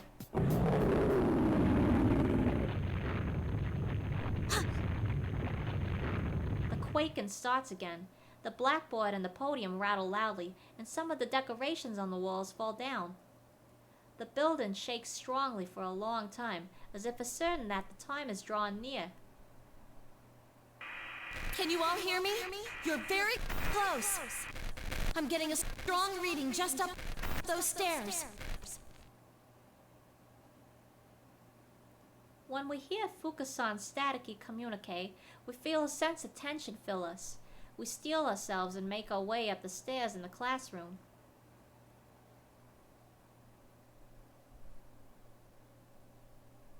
Lemons? At the end of this long, straight set of stairs, we find a door. And when we open that heavy, cold door, we see... Doro. The hazy moon immediately grabs our attention. It seems much closer than when we had seen it while wandering the town. And then, there are the countless crosses. They're the same as the ones that Mitsuru-san and the others have been bound to. These crosses are scattered around the ovoid area we find ourselves in. No way. Is this place? Is this the moon viewing tower from Gekkokan High? It really feels like we're outside, with a strong wind blowing towards us. This must be a landing jutting out from the side of the tower. I see a number of oddly shaped objects around. From one of those places, I see a black shape flying towards us. When it lands, I see Sho Minazuki. That's right. It's where you killed Ikutsuki. This time, it'll be the place where you all die. BRB gonna turn on the AC so the room can be chilly. Yeah, get the nice chills in there. See, I've already written what's going on your tombstones. It's some real poetical literature. Just kidding. Whoa. Shokun, please stop this. Even if you do it, it'll change nothing. Wait, even if you do it, okay. I thought they added an extra one, but okay. Is this all because you hate us? Because we stopped Ikutsuki? You really don't ever shut up, do you? I already told you that I don't give a shit about some dead guy. I'm doing this because it's fun. Yeah. Watching you all freak out is hilarious. You're nothing but goddamn pests that can't do anything on your own. So I can't stand you buzzing around. Pork out here with the keyboard mashing. That's when he spoke to me and said, you should just destroy the world. Isn't that the greatest suggestion ever? Let's stop this. You keep saying Ikutsuki doesn't matter to you, but he's all you've been talking about this whole time. Chuck sleeping butt naked in the AC? Perhaps. Mother Chucker. What was that, bitch? Ikutsuki was a worthless ass who did whatever he wanted to me and still ended up dead. That's all. I don't give two shits about someone like him. Is it me or did his mic quality just go down there? Or is it just the windy? You're only running sounds? from your problems. You shouldn't turn away from your true self. Shokun, come back with us. None of us hold any of this against you. You see what happened before? I'm a machine and I hurt everyone, but they still accept me. You're just like me. If you have somewhere you can go back to, then you don't have to do this. Chie pulls off the blankets to reveal butt naked Chuck sleeping face down. Kyoji vibes. Shut up, shut up, shut up! Shut the hell up, goddammit! His flustered rant suddenly breaks off. The X-shaped scar behind his red bangs is glowing a dull reddish white. I already know what this means. That's enough. How far must you go in attempting to ruin this plan? That struck a nerve. Yeah, indeed. Yeah, Chuck's just like, nope. You're Minazuki, huh? Unfortunately, the borrowed power has been exhausted. From here on, I have to deal with you myself.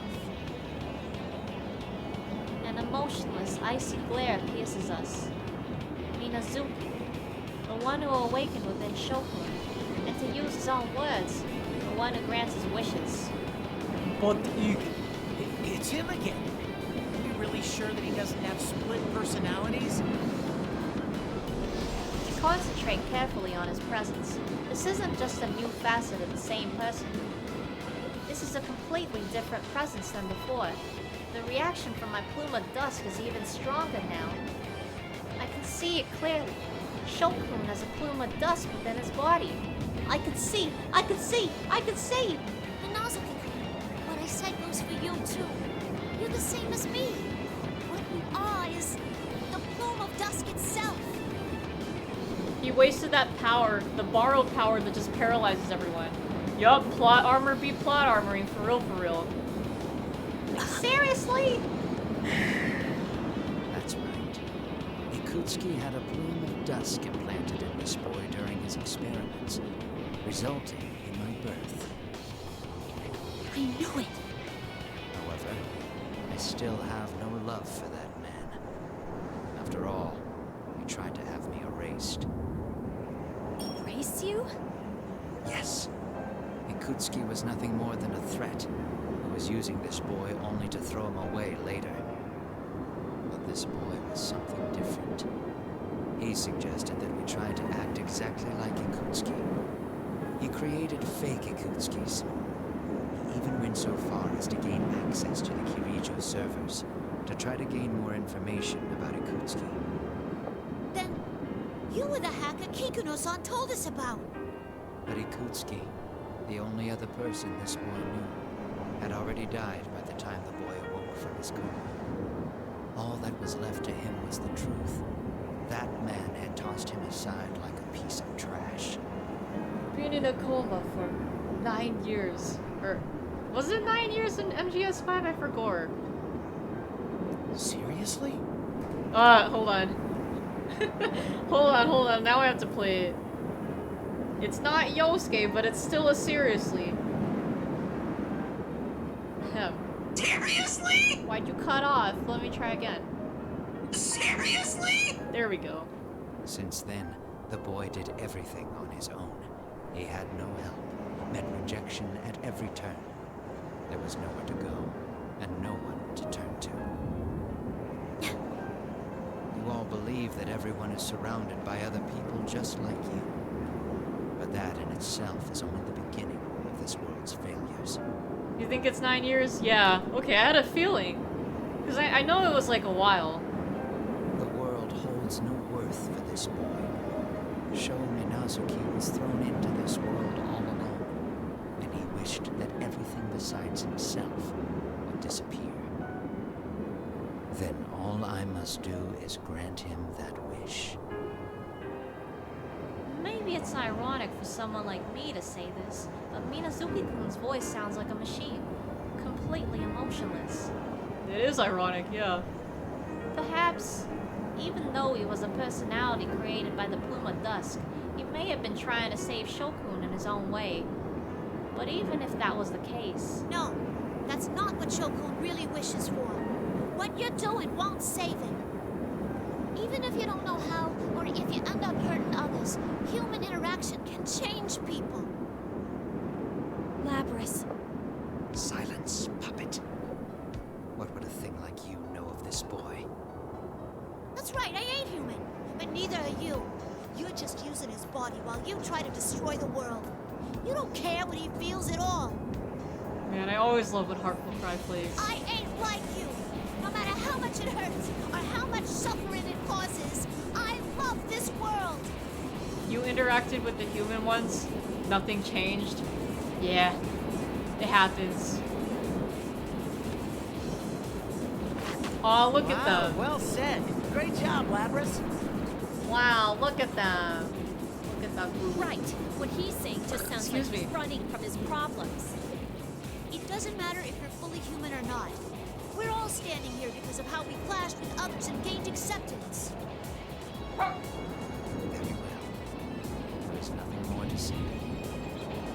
Persona. Lucky, right? Wait, is Koromaru on this shot? No, he's not. He's somewhere near their feet. You have gone too far. Oh. Sit in shame of your own ignorance as you await the moment of your destruction. Okay, that's cool. I forgot they had a little cutaway there of Minazuki there. Cool. Minazuki-kun slowly draws his two swords. While he stares at us with unblinking murderous intent, the persona behind him also readies for battle. I will save Shokun. And to do that, we'll defeat you. Look at Junpei's eyes. Yeah, they're pretty wonky. Okay, we did Lavers. Let's, who am I feeling? Actually, I feel like I played Junpei less than the other two. Or, yeah, those two. Let's go with Junpei. Hey, bada, hey, bada, swing.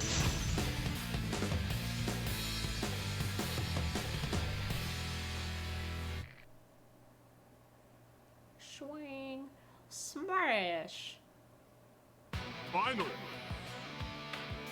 Junpei-san, don't resist. Nice kick. Persona! Samurai swing!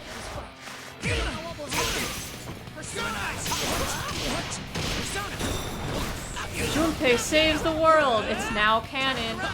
Junpei is the true hero. Don't you lose. Oh, dodge that. Oh, no, yes. I like how Trismegistus moves like that. Oh, can we make this a perfect? Dude!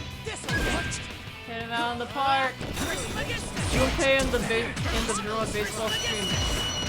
There we go. Perfect. Wow. Yeah, Junpei's pretty fun.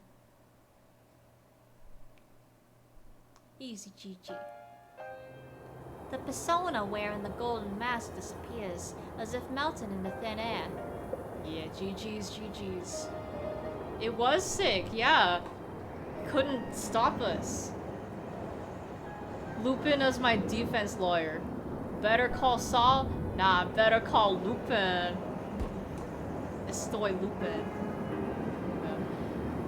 But the defeated master, the persona, doesn't appear to be as wounded as he should be. He looks up into the sky with a somewhat absent-minded expression. I've lost. I felt that. BRB restocking on water for you and your mom. Oh man, okay, Chuck is just like going off. Alright, get that water.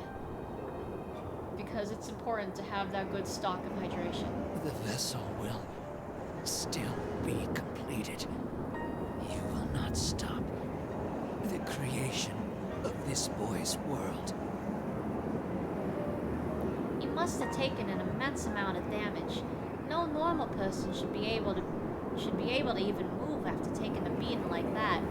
And yet, Minazuki-kun is trying to stand up. A certain thought crosses my mind. The will to stand and fight for someone else, no matter how wounded you may be. How Yukari-san and the others rushed to Inaba with me to rescue Mitsuru-san's team when they had been captured. How Yukun and his friends are fighting to protect this town. You dropped a thing of toothpicks, so now you have to pick them all up? Oof. Oh, well that's annoying. Yeah, I hate when sometimes like you know, you like go in to grab them and then like you kind of miss. Because they're just so thin. You're imagining Chuck climbing a mountain to get water from the fresh springs. Yeah, he has to hike up every day to get that water for the family. Minazuki's reason for fighting is no different from ours. Minazuki-kun, so you do understand. Not another word out. I won't let anyone get in the way. The reaction from the plume of dusk had been fading, but suddenly it grows fierce and powerful. making the air around him tremble. He's still... Tsukiyomi!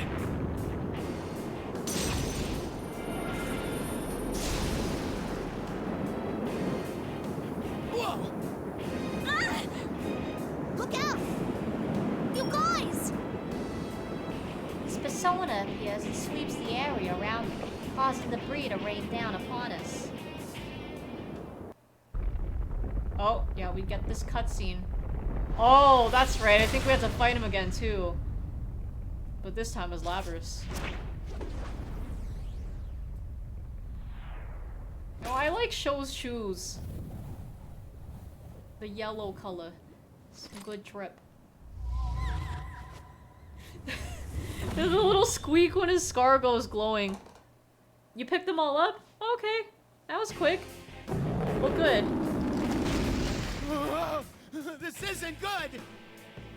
Labrys! The instant Minazuki-kun disappears above us, another quake hits. This one is so severe that we can barely stay standing. Every surface begins to undulate like a living being, and large cracks run through the floor.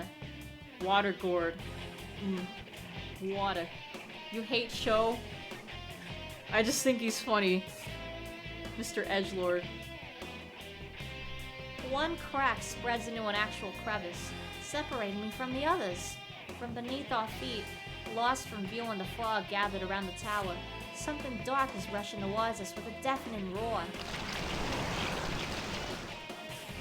Is that a horde of shadows?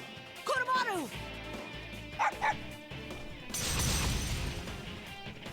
On the opposite side of the cleft from me, Ken-kun and Koromaru-san summon the personas to fight the horde of shadows. Hikari-san and Junpei-san follow suit. It's an insane number of shadows. The horde of shadows crawls up towards us, making the tower's outer wall appear to be a swirling black mass. Soon, Hikari-san and the others will be... Labrys, go! Huh? Me? Don't look back, there's no time! Go! We know what it's like to have to say goodbye. But you'd better come back to us. That's right. I want to save him, just like everyone saved me. If I don't go after him this instant, I'll never get another chance. A set of stairs leading up into the red fog is ahead of me. I can pursue him now. Everyone, thank you! I will protect this world! And I'll do it for the sake of everyone else, no matter what. I charge up the long, winding staircase, up so far that I feel as if these stairs will continue all the way up to the moon itself. What is waiting for me at the top? What indeed? Let's see. There was another person. Seeing me about to beat the P3 route makes you realize you need to continue Night of Love. I know, right? Yeah, like I'm always just thinking, I wonder when the next update for his spin-off is gonna be. When is Night of Love? Who was next? Because I think I have room for a little more. Where? Oh, Mitsuru. Okay. How long will that go? I think we can manage. I did take a nap anyways.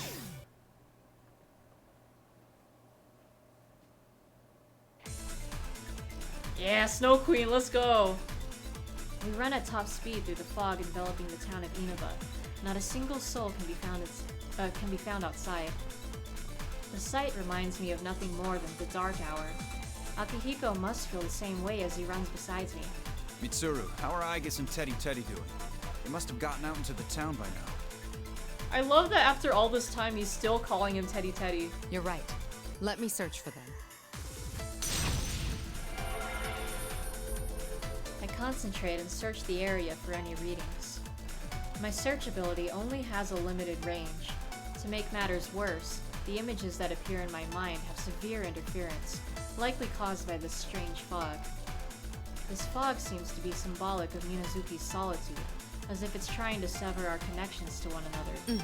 I found them in the town shopping district. We'll be able to catch up with them quickly. All right, let's hurry to join up with them. Then we can compare notes. Fortunately, Igus and Teddy appear to be very close by. We hurry towards the readings in an effort to meet up with them, the others. Same. That's why you think Aki's is the best. Such a subtle, subtle. I see what you did there, calling him Teddy Teddy. I know, right? Like they keep the gag, and I like that. It's just funny seeing someone else besides Teddy using a weird nickname for someone. Do you age, Teddy? I don't. Oh, by the way, there's something I've been meaning to ask you, Ai-chan. Is there anyone you like? Stop right there. What do you mean? Come on, you can't fool me. If you don't have anyone, then you and me should... Igus, Teddy. Oh, thank God. I cut him off. Aki! Akihiko-san, Mitsuru-san, thank goodness you're both safe. Whoa, what happened? You're both beaten. I was careless. We were ambushed by an enemy and suffered severe damage. Though they're acting brave, it's obvious at a glance that both Teddy and Igus have been severely injured. It's clear that they won't be able to fight properly for a while. Is someone... Please respond... Rise-chan, I hear you! Talk to your lover bear! No. Is that you, Fujikawa? We can hear you. That voice! Mitsuru-san? Thank goodness, I heard you were captured! Yeah, seriously, Teddy's is just big sex offender. Hate it. Yes, but we're fine now. I'm sorry to have worried you. Where are you right now? Yukiko-senpai and I went out to look for Kanji and the others, but the town's turned into a maze. I lost track of them while we were getting our bearings. We're thinking about heading back to Junes right now. All right, keep going to Junes. We'll head over too, so we'll meet you there. Tatsumi and Shirogane should have arrived already. Understood. Please be careful. All right, now that that's decided, we need to hurry. Igus, Teddy, can you go on? Leave it to me to guide you to Junes. I'll use my nose and... Achoo!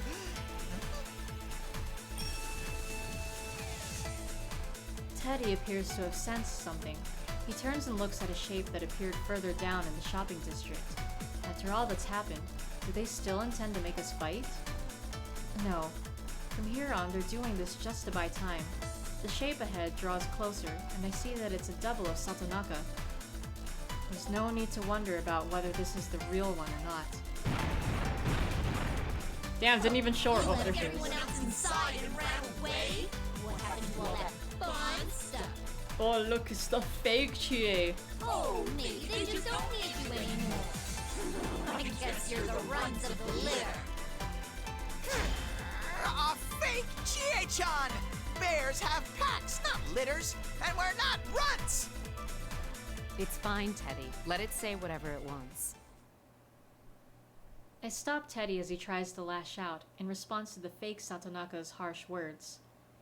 It's true that we made a mistake in being captured by the enemy before this started, but still... I've made some errors this time, but we have our comrades. Even if one of us was to fall, the rest of us can complement each other. Deep breath. My standing here right now is a result of the trust we have for one another. I will carry out my duty, and you will be stopped. Oh yeah, look at them. Aki with his boxers showing. And Mitsuru's cool coat. Just look at them. With my thoughts of my comrades who left for the top of the tower at the forefront of my mind, I grab hold of the hilt of my rapier. No matter what taunts these shadows have for me, my heart will not be shaken. My comrades have my back. All I have to do is keep proceeding onward. We will protect this world. We will not lose to the likes of you. We're the most powerful lineup ever! We'll prove that we've got the upper claw here! two of them are so hurt that I'm surprised they can even move, but the fire in their eyes is stronger than ever. I sense their will to fight shining through. Such admirable resolve. We will take on this burden in their stead. Help me! Help me! Oh man, this fucking song. Next to me, Akihiko slams his fist into the palm of his other hand and steps in front of Aigis and Teddy. I was hoping for a chance to fight about now. Felt myself getting rusty. The rest of you can sit back and watch. This Grab some popcorn. But I was given one of your insipid names.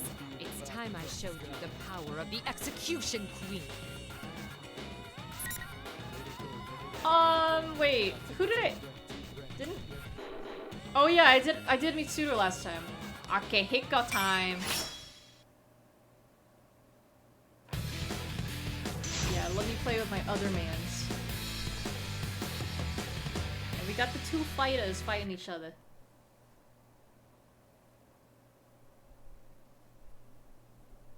Finally. Babe! Oh, the other mass destruction there.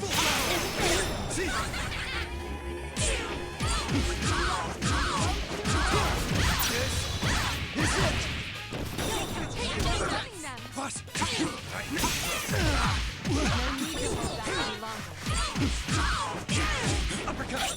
Right now! Uppercut! This it! Oh man. There's no need to hold back.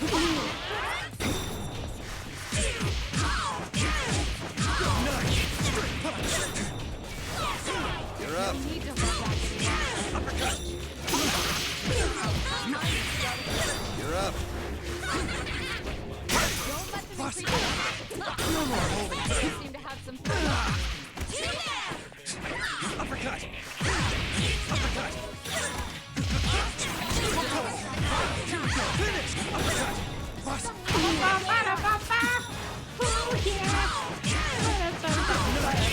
Persona! There we go, we got this. There we go. Yeah. That was an amazing display. How thrilling! Oh yeah.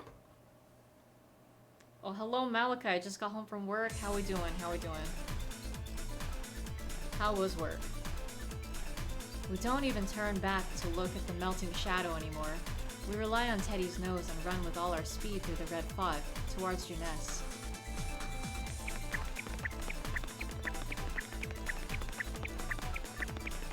There! Come on! Everyone hurry! Excuse me. You're gonna be working till 2 for the next 3 days? Oof, big oof. Well, good luck with that. Man. We eventually see the large store that I had last been in when we exited the TV world. It would be CBT for me, but it'd be really funny if I played P3 with mandatory AI-controlled party members for the full experience of Mary Karen and I Won't Miss Mrs. Yeah, imagine. Imagine. Who knows? Maybe I'll choose to do it. This building must normally be quite lively with customers, but now it looms with an eerie silence within the dim red fog. Our rendezvous point is on this building's rooftop. Everyone remain in contact while searching for Kujikawa and the rest. Stay alert.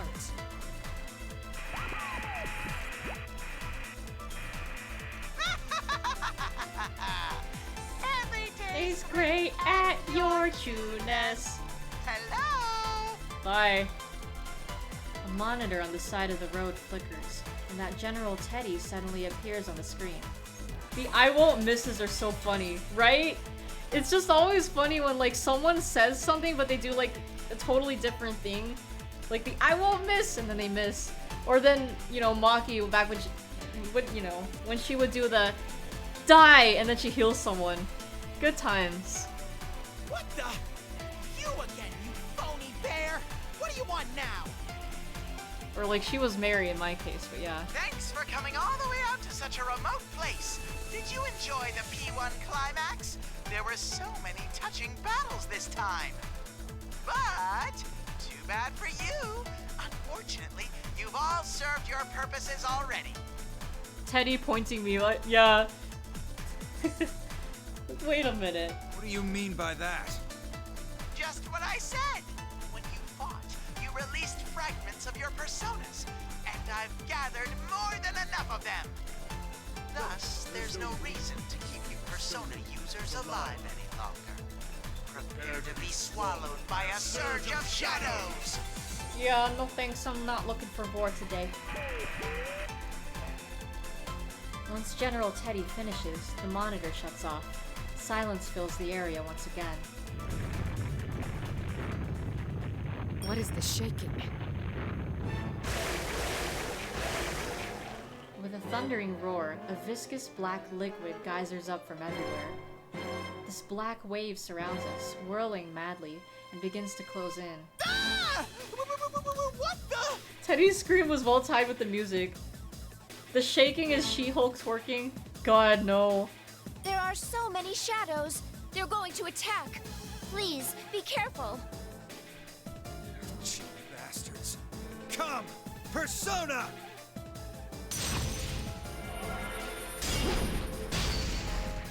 Akihiko's persona, Caesar, swings its sword towards the approaching black wave.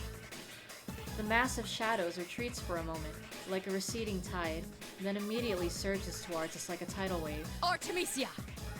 Persona! Initiating summon sequence. Athena! We summon our personas one after another, and have no choice but to fight back. If things are this bad out here, I have to worry about Kuchikawa and the others who are inside. We must get inside as soon as possible and meet up with them. Akihiko be like, Shiza! But the horde of shadows pours forth without stopping, giving us no respite. Even the entrance to Junes has been completely covered with the black mass. If this becomes a drawn-out battle, then obviously we'll be at a disadvantage. I feel a sense of listlessness. After being on that cross, I'm severely exhausted. Even Aigis and Akihiko are moving less nimbly than usual. Teddy fights on, as if trying to protect the three of us, but he is injured as well. He won't last forever. Ugh. If this keeps up... Rise-chan! Yuki-chan! Nao-chan! I'll be right there! More shadows incoming! They're not stopping! Where was he hiding this many shadows? My vision begins to darken, as if layers of gauze are being wrapped around my eyes, and I feel more tired than ever. Though each shadow may be inconsequential on its own, their sheer numbers are too much to contend with. My arms drop to my sides, and I can't lift them anymore. Mitsuru! Hey, hang in there! Mid-chan! Watch out! Mitsuru-san! Come on, can't you pull it together?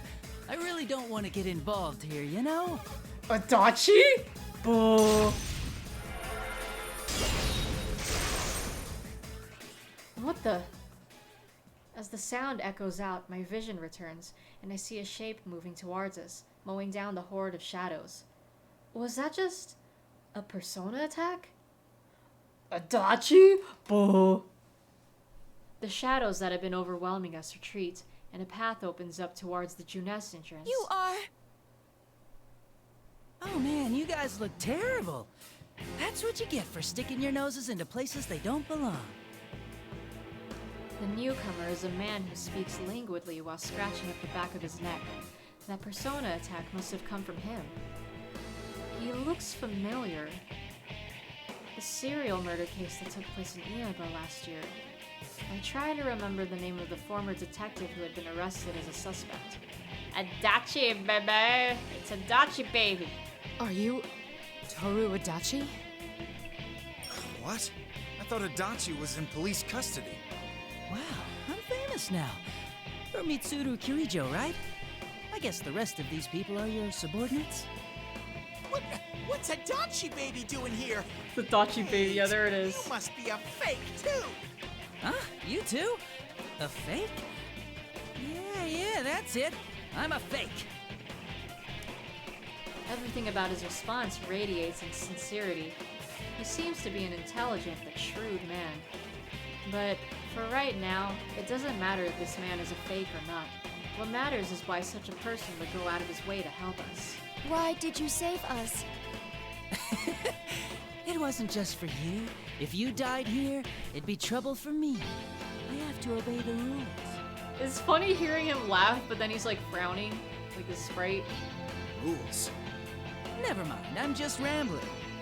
Still, isn't this an impressive number of shadows? I bet you'd really be able to get up to something fun with this many. Like, oh, say summoning up a god or something? Summoning a god? Is that what that show guy is doing? So this horde of shadows seems to have been gathered here by the other Minazuki after all. He's intending to use them to awaken a godlike being. What he called his world is one where that being is descended. But that will result in the fall. Utter destruction. You could say mass destruction. I'm just guessing. And if this many shadows were to head over to that tower and start wrecking shit, that building wouldn't stand a chance, would it? Plus, anyone inside would be in for some real trouble, wouldn't they? Well, it's not like it matters to me. I'm gonna be on my way now. Good luck or whatever. Aren't the rest of your friends in here at Juness? You kids love crowding together after all. Don't you think you'll win with those numbers? Hey, stop! Where do you think you're going? Don't, Teddy. I know you want to go after him, but we're all exhausted right now. We need to prioritize meeting up with your friends. Toru Adachi doesn't even look back at Teddy and begins walking at a leisurely pace in the direction of Yasugami High. We quickly lose sight of him as he becomes lost in the muddy stream of shadows. Toru Adachi. At the very least, he didn't seem to be a fake made from a shadow. Is he scheming something after all? No matter what his aims were, it's true that we were saved in the end. Save thinking about it for later. We need to hurry.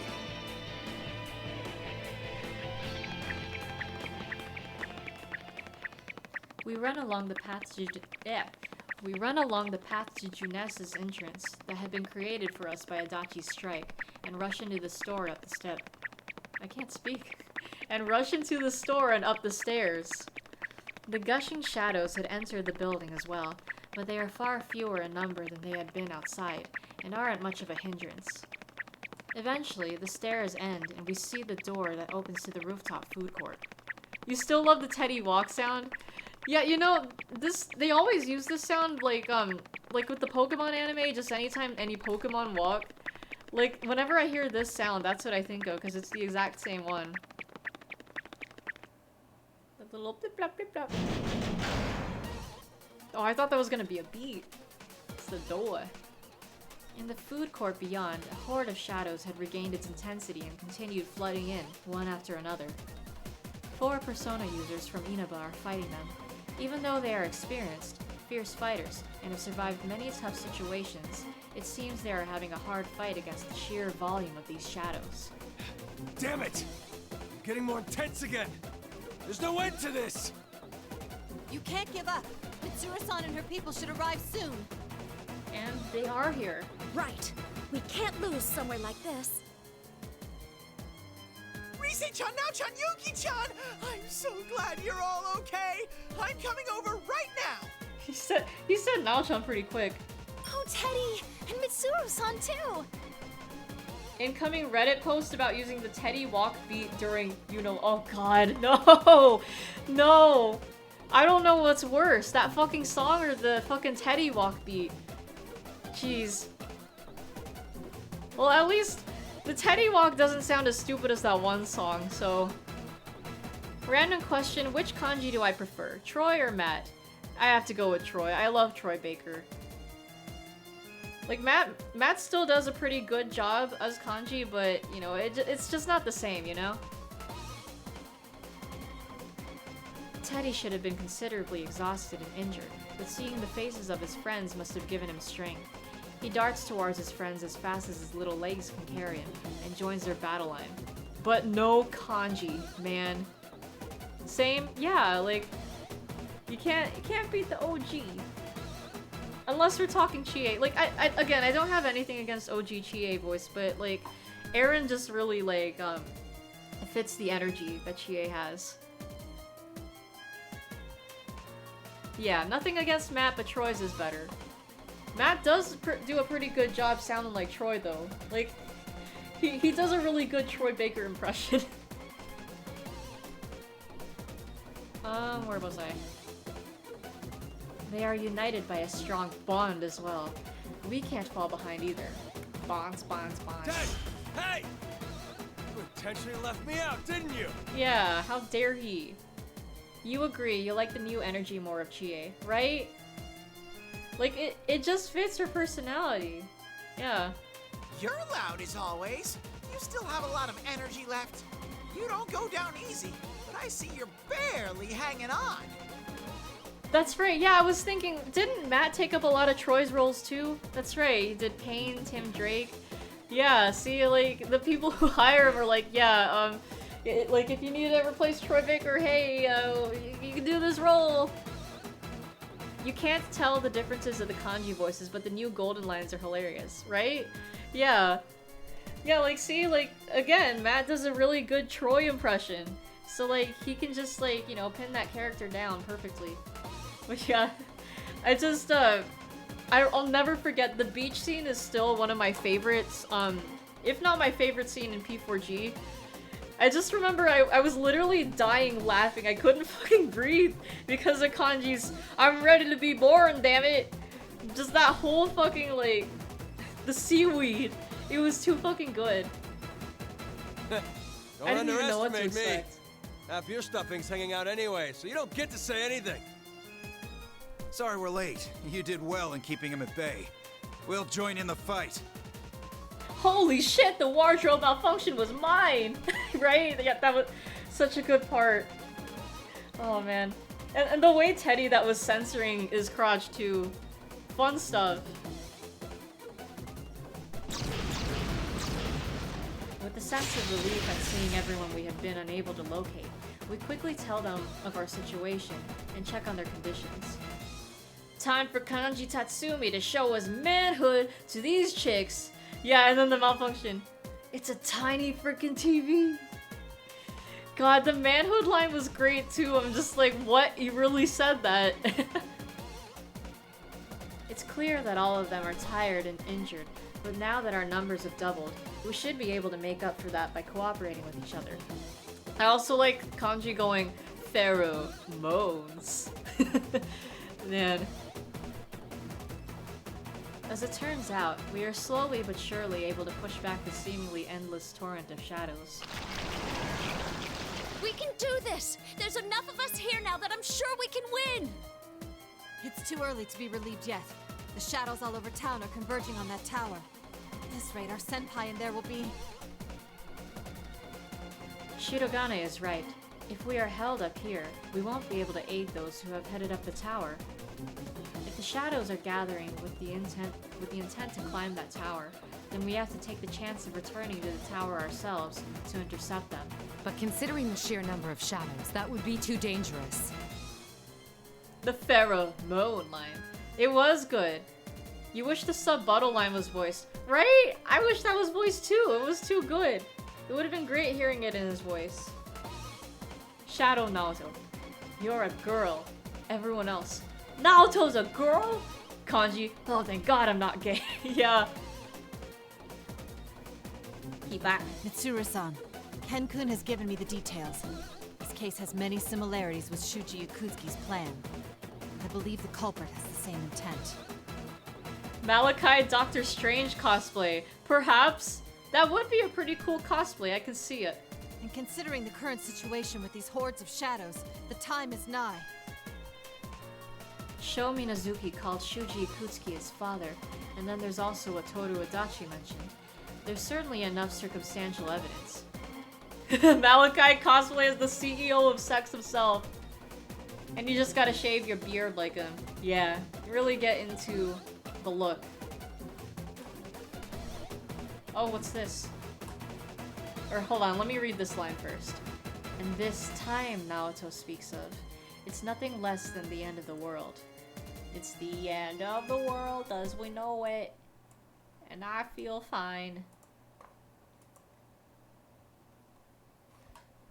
No. No. No!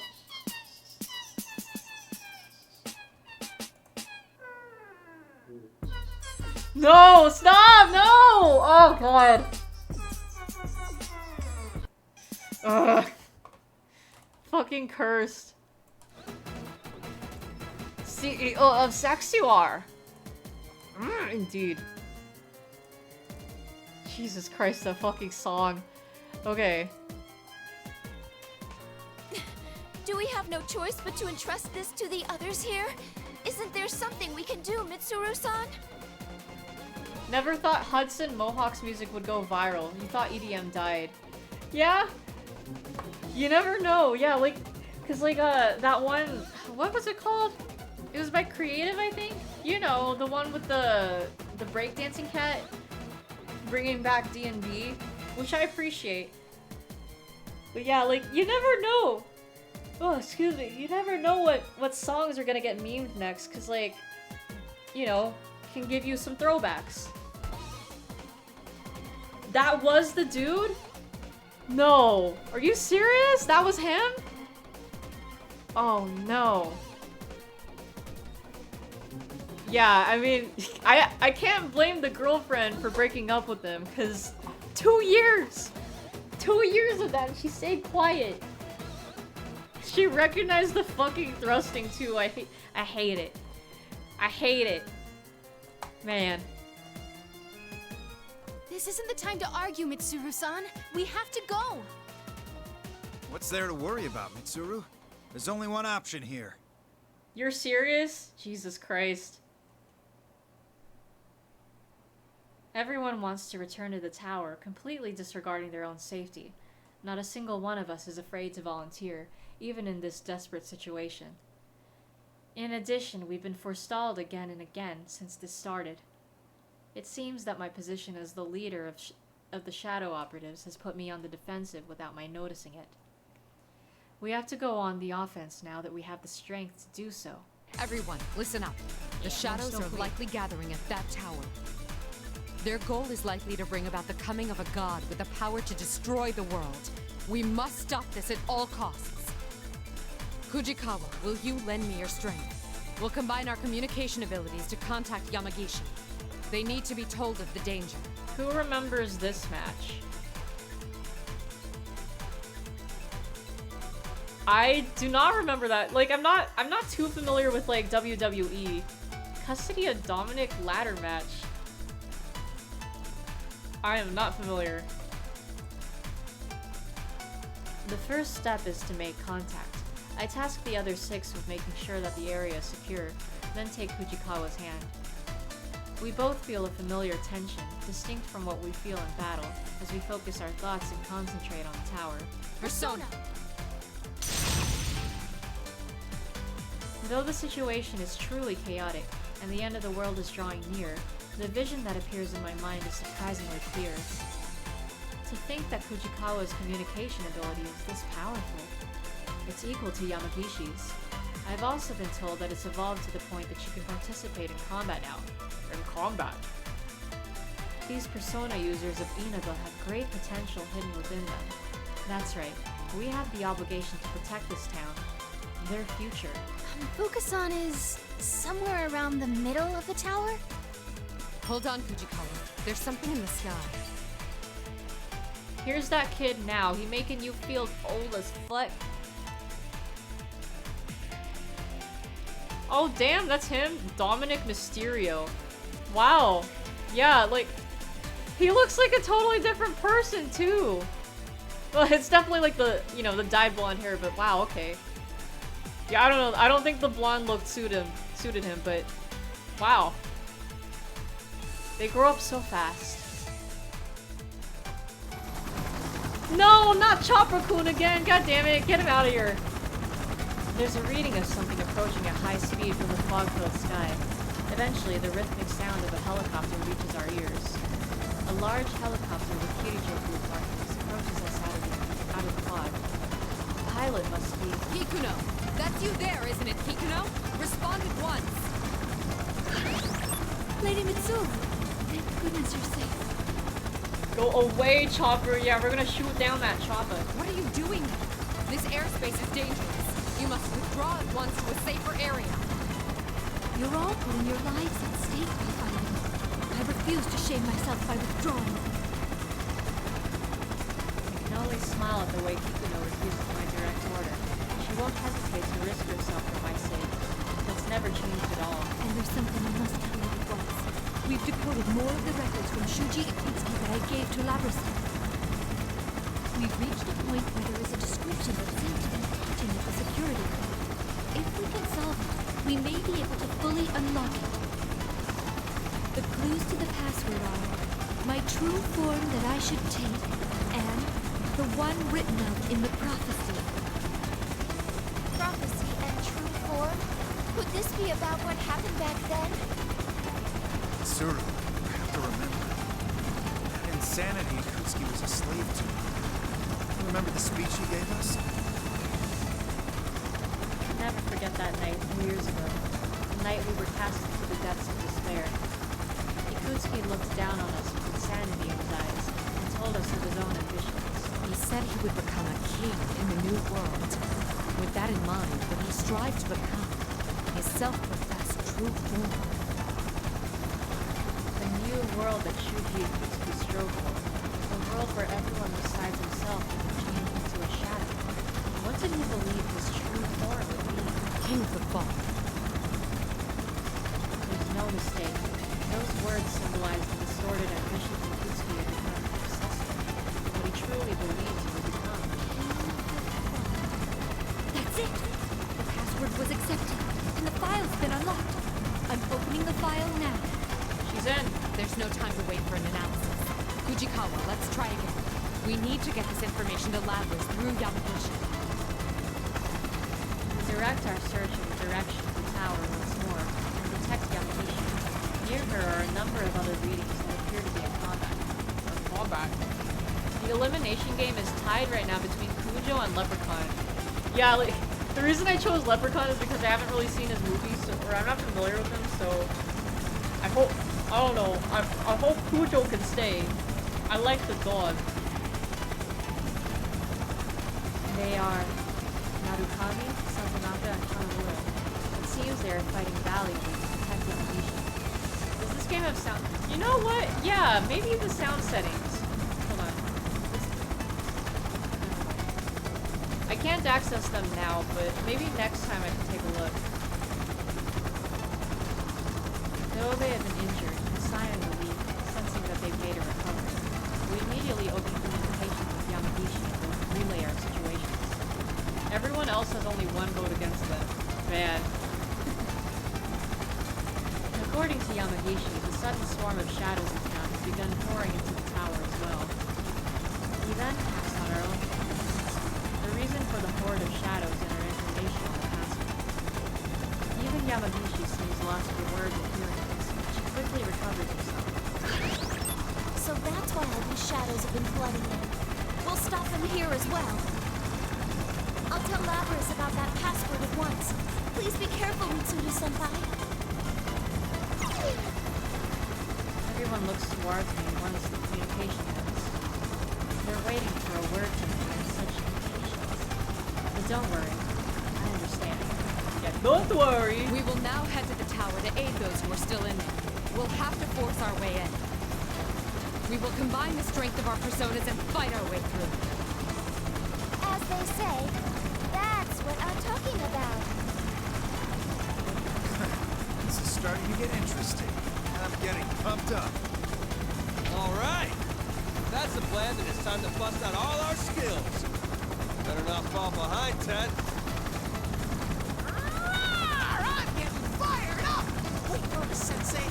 Wait for me, Labby-chan! There's no need to fear with my tremendous strength! Right.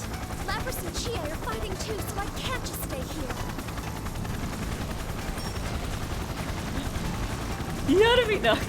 I was like, how do I do the exclamation mark again? I always do like a gasp when I see those. Anyways, the moment we are we were about to step towards the tower, I noticed the black silhouette of a vehicle lowering its altitude, close enough to graze the horde of shadows. Kikuno, you need to leave Inaba and stand by until we contact you again. No, my lady. This helicopter is loaded with two 7.62mm Gatling guns, 19 continuous rounds of 70mm rocket ammunition, as well as a 30mm chain gun. Damn! Though these cannot damage ships, they will be useful in preventing their advancement and providing me with some measure of backup. Don't be ridiculous. It's too dangerous. You're... Labrasan asked me why someone who couldn't use a persona would risk their life to go to a place where shadows appear. No matter how slight it may be, I can still provide some assistance to you all. You just realized most of the critical role has a character in this game. Kanji, Theo, Akihiko, Margaret, Rise, Teddy. They're all there! Most of them. I have been prepared to risk my life from the start. My lady, I have my own battles to fight. Hikuno-san. Mitsuru, I'm not gonna repeat the same mistake. right. Doesn't matter how strong or weak you are. I pushed Narukami and his friends away before, and now I'm doing the same to Kikuno. Wait a minute, hold on, I just realized the pause menu. Oh. Dang it, I can't access sound through here. Man. Kikuno, I accept your determination. Aid us from the helicopter. We must reach that tower at all costs. Literally, only 2 CR members haven't been in Persona. For now. Who knows? Probably, maybe in the future. Never know. Understood. I will see you there safely, even if it costs me my life. Let us depart. Kikuno's helicopter rotates in place to face the direction we will be proceeding in. Oh, look at her! She gets her own picture, portrait thingy, art. Look at her weep too.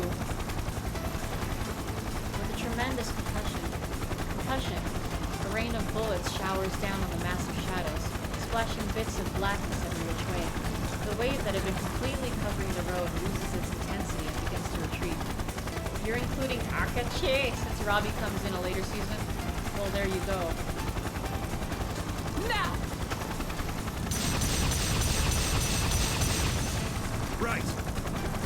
All right. Come! Do-do-do-do-do-do-do. Persona! Go!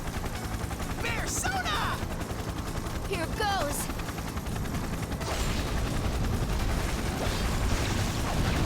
A line of sparkling light runs into the wave of shadows, accompanied by a roaring sound.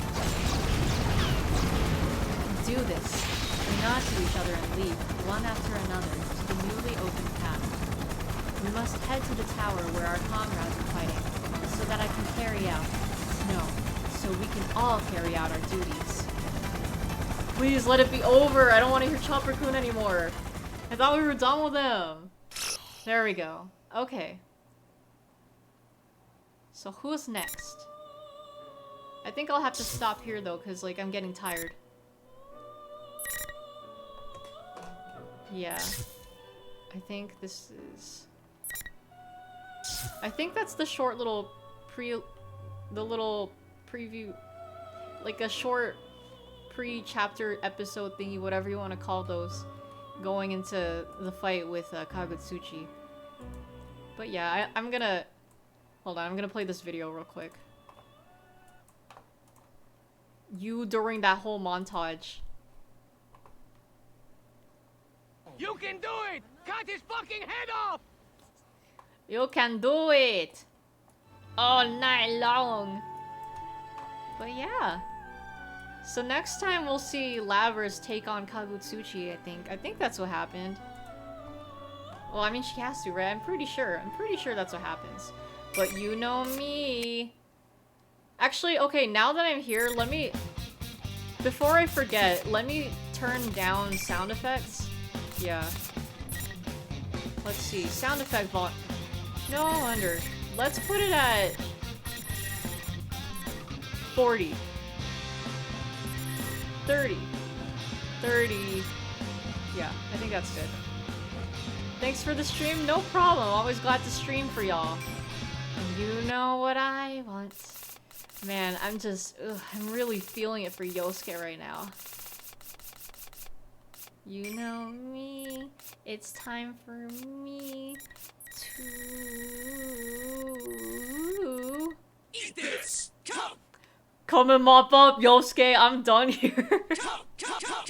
Okay. And of course, wait. I felt that. I haven't listened to That was most pretty of impressive, right? the bees. Ow! Right in the wallet pocket! Oh, I know he says, oh, right in the nads in like Blaze Blue, but too bad it's not in this game. What's going on here? Looks like I overdid it a little, huh? When he cum too much. Susanoo! Last night's outro was fire with what I've done. For real, yeah. Doing it for Yosuke, but yeah. I really like that Linkin Park song. Huh? You reached the come in my butt ending.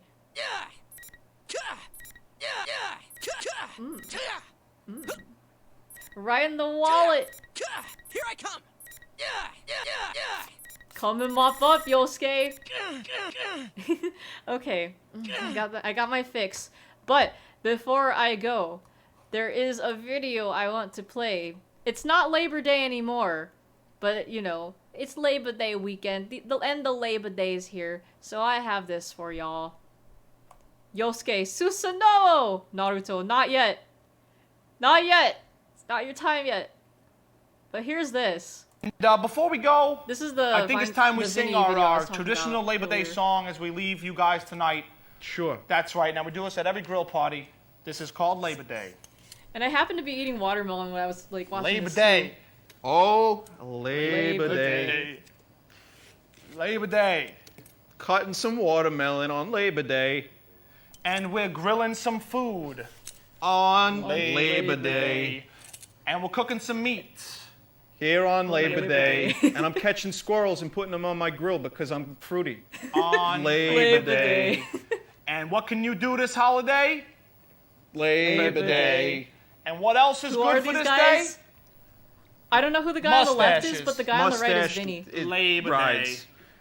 And Like, finally, public heat broadcasting, up that's that what it was. grill on Like Labor Day. Vinny used to have like an old public broadcasting TV program, and this was one of That's the right, ladies and gentlemen. Thank you so much for watching. Have a great holiday weekend. You sing the Man, song, Vinny you looked do the so grill. young back Good night, then. everybody. You just got cooked. That's right. What's cooking, everybody?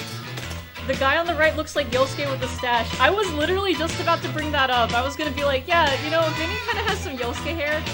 So, you know that. I guess that's kind of part of why I like Vinny and Yosuke too. It's the hair. It's just something about that hair. Anyways, yeah, it checks out. It checks out. But anyways, I hope you guys had a lovely Labor Day weekend for my fellow Americans, and to my non-Americans, I just hope you had a nice day today on Labor Day. But yeah, I'm gonna go, and I'm gonna make sure I don't wear white later today, because you're not supposed to wear white after Labor Day, apparently. I forget the name of the movie. But yeah, thank you for tuning into the stream. As always, love chatting with you guys, hanging out, fun stuff. If you're just watching, I'm always glad to be entertainment. Okay, so it doesn't feel like Tuesday, but yeah, it is Tuesday, but yeah, Shin Megami Tuesday, but I'm not feeling like fighting Demi-Fiend yet. It feels like it feels too soon. So I'll wait for a bit. Maybe do some prepping. But I'm thinking Persona 3 Dancing in Moonlight later today. To stick with the Shin Megami Tuesdays. But yeah, expect that later. Yeah, Malachi, will see you Friday. Good luck with work. You're really gonna need it. Hang in there. And everyone else, I'll see you next time, whenever that may be. But yes, mata nene, my dudes. I hope you have a lovely rest of your night or day, wherever you may be. And yeah, I'm gonna go have some fun with Yosuke on a nice Labor Day night. Okay, I'm gonna go. Alright. Bye. Peace out.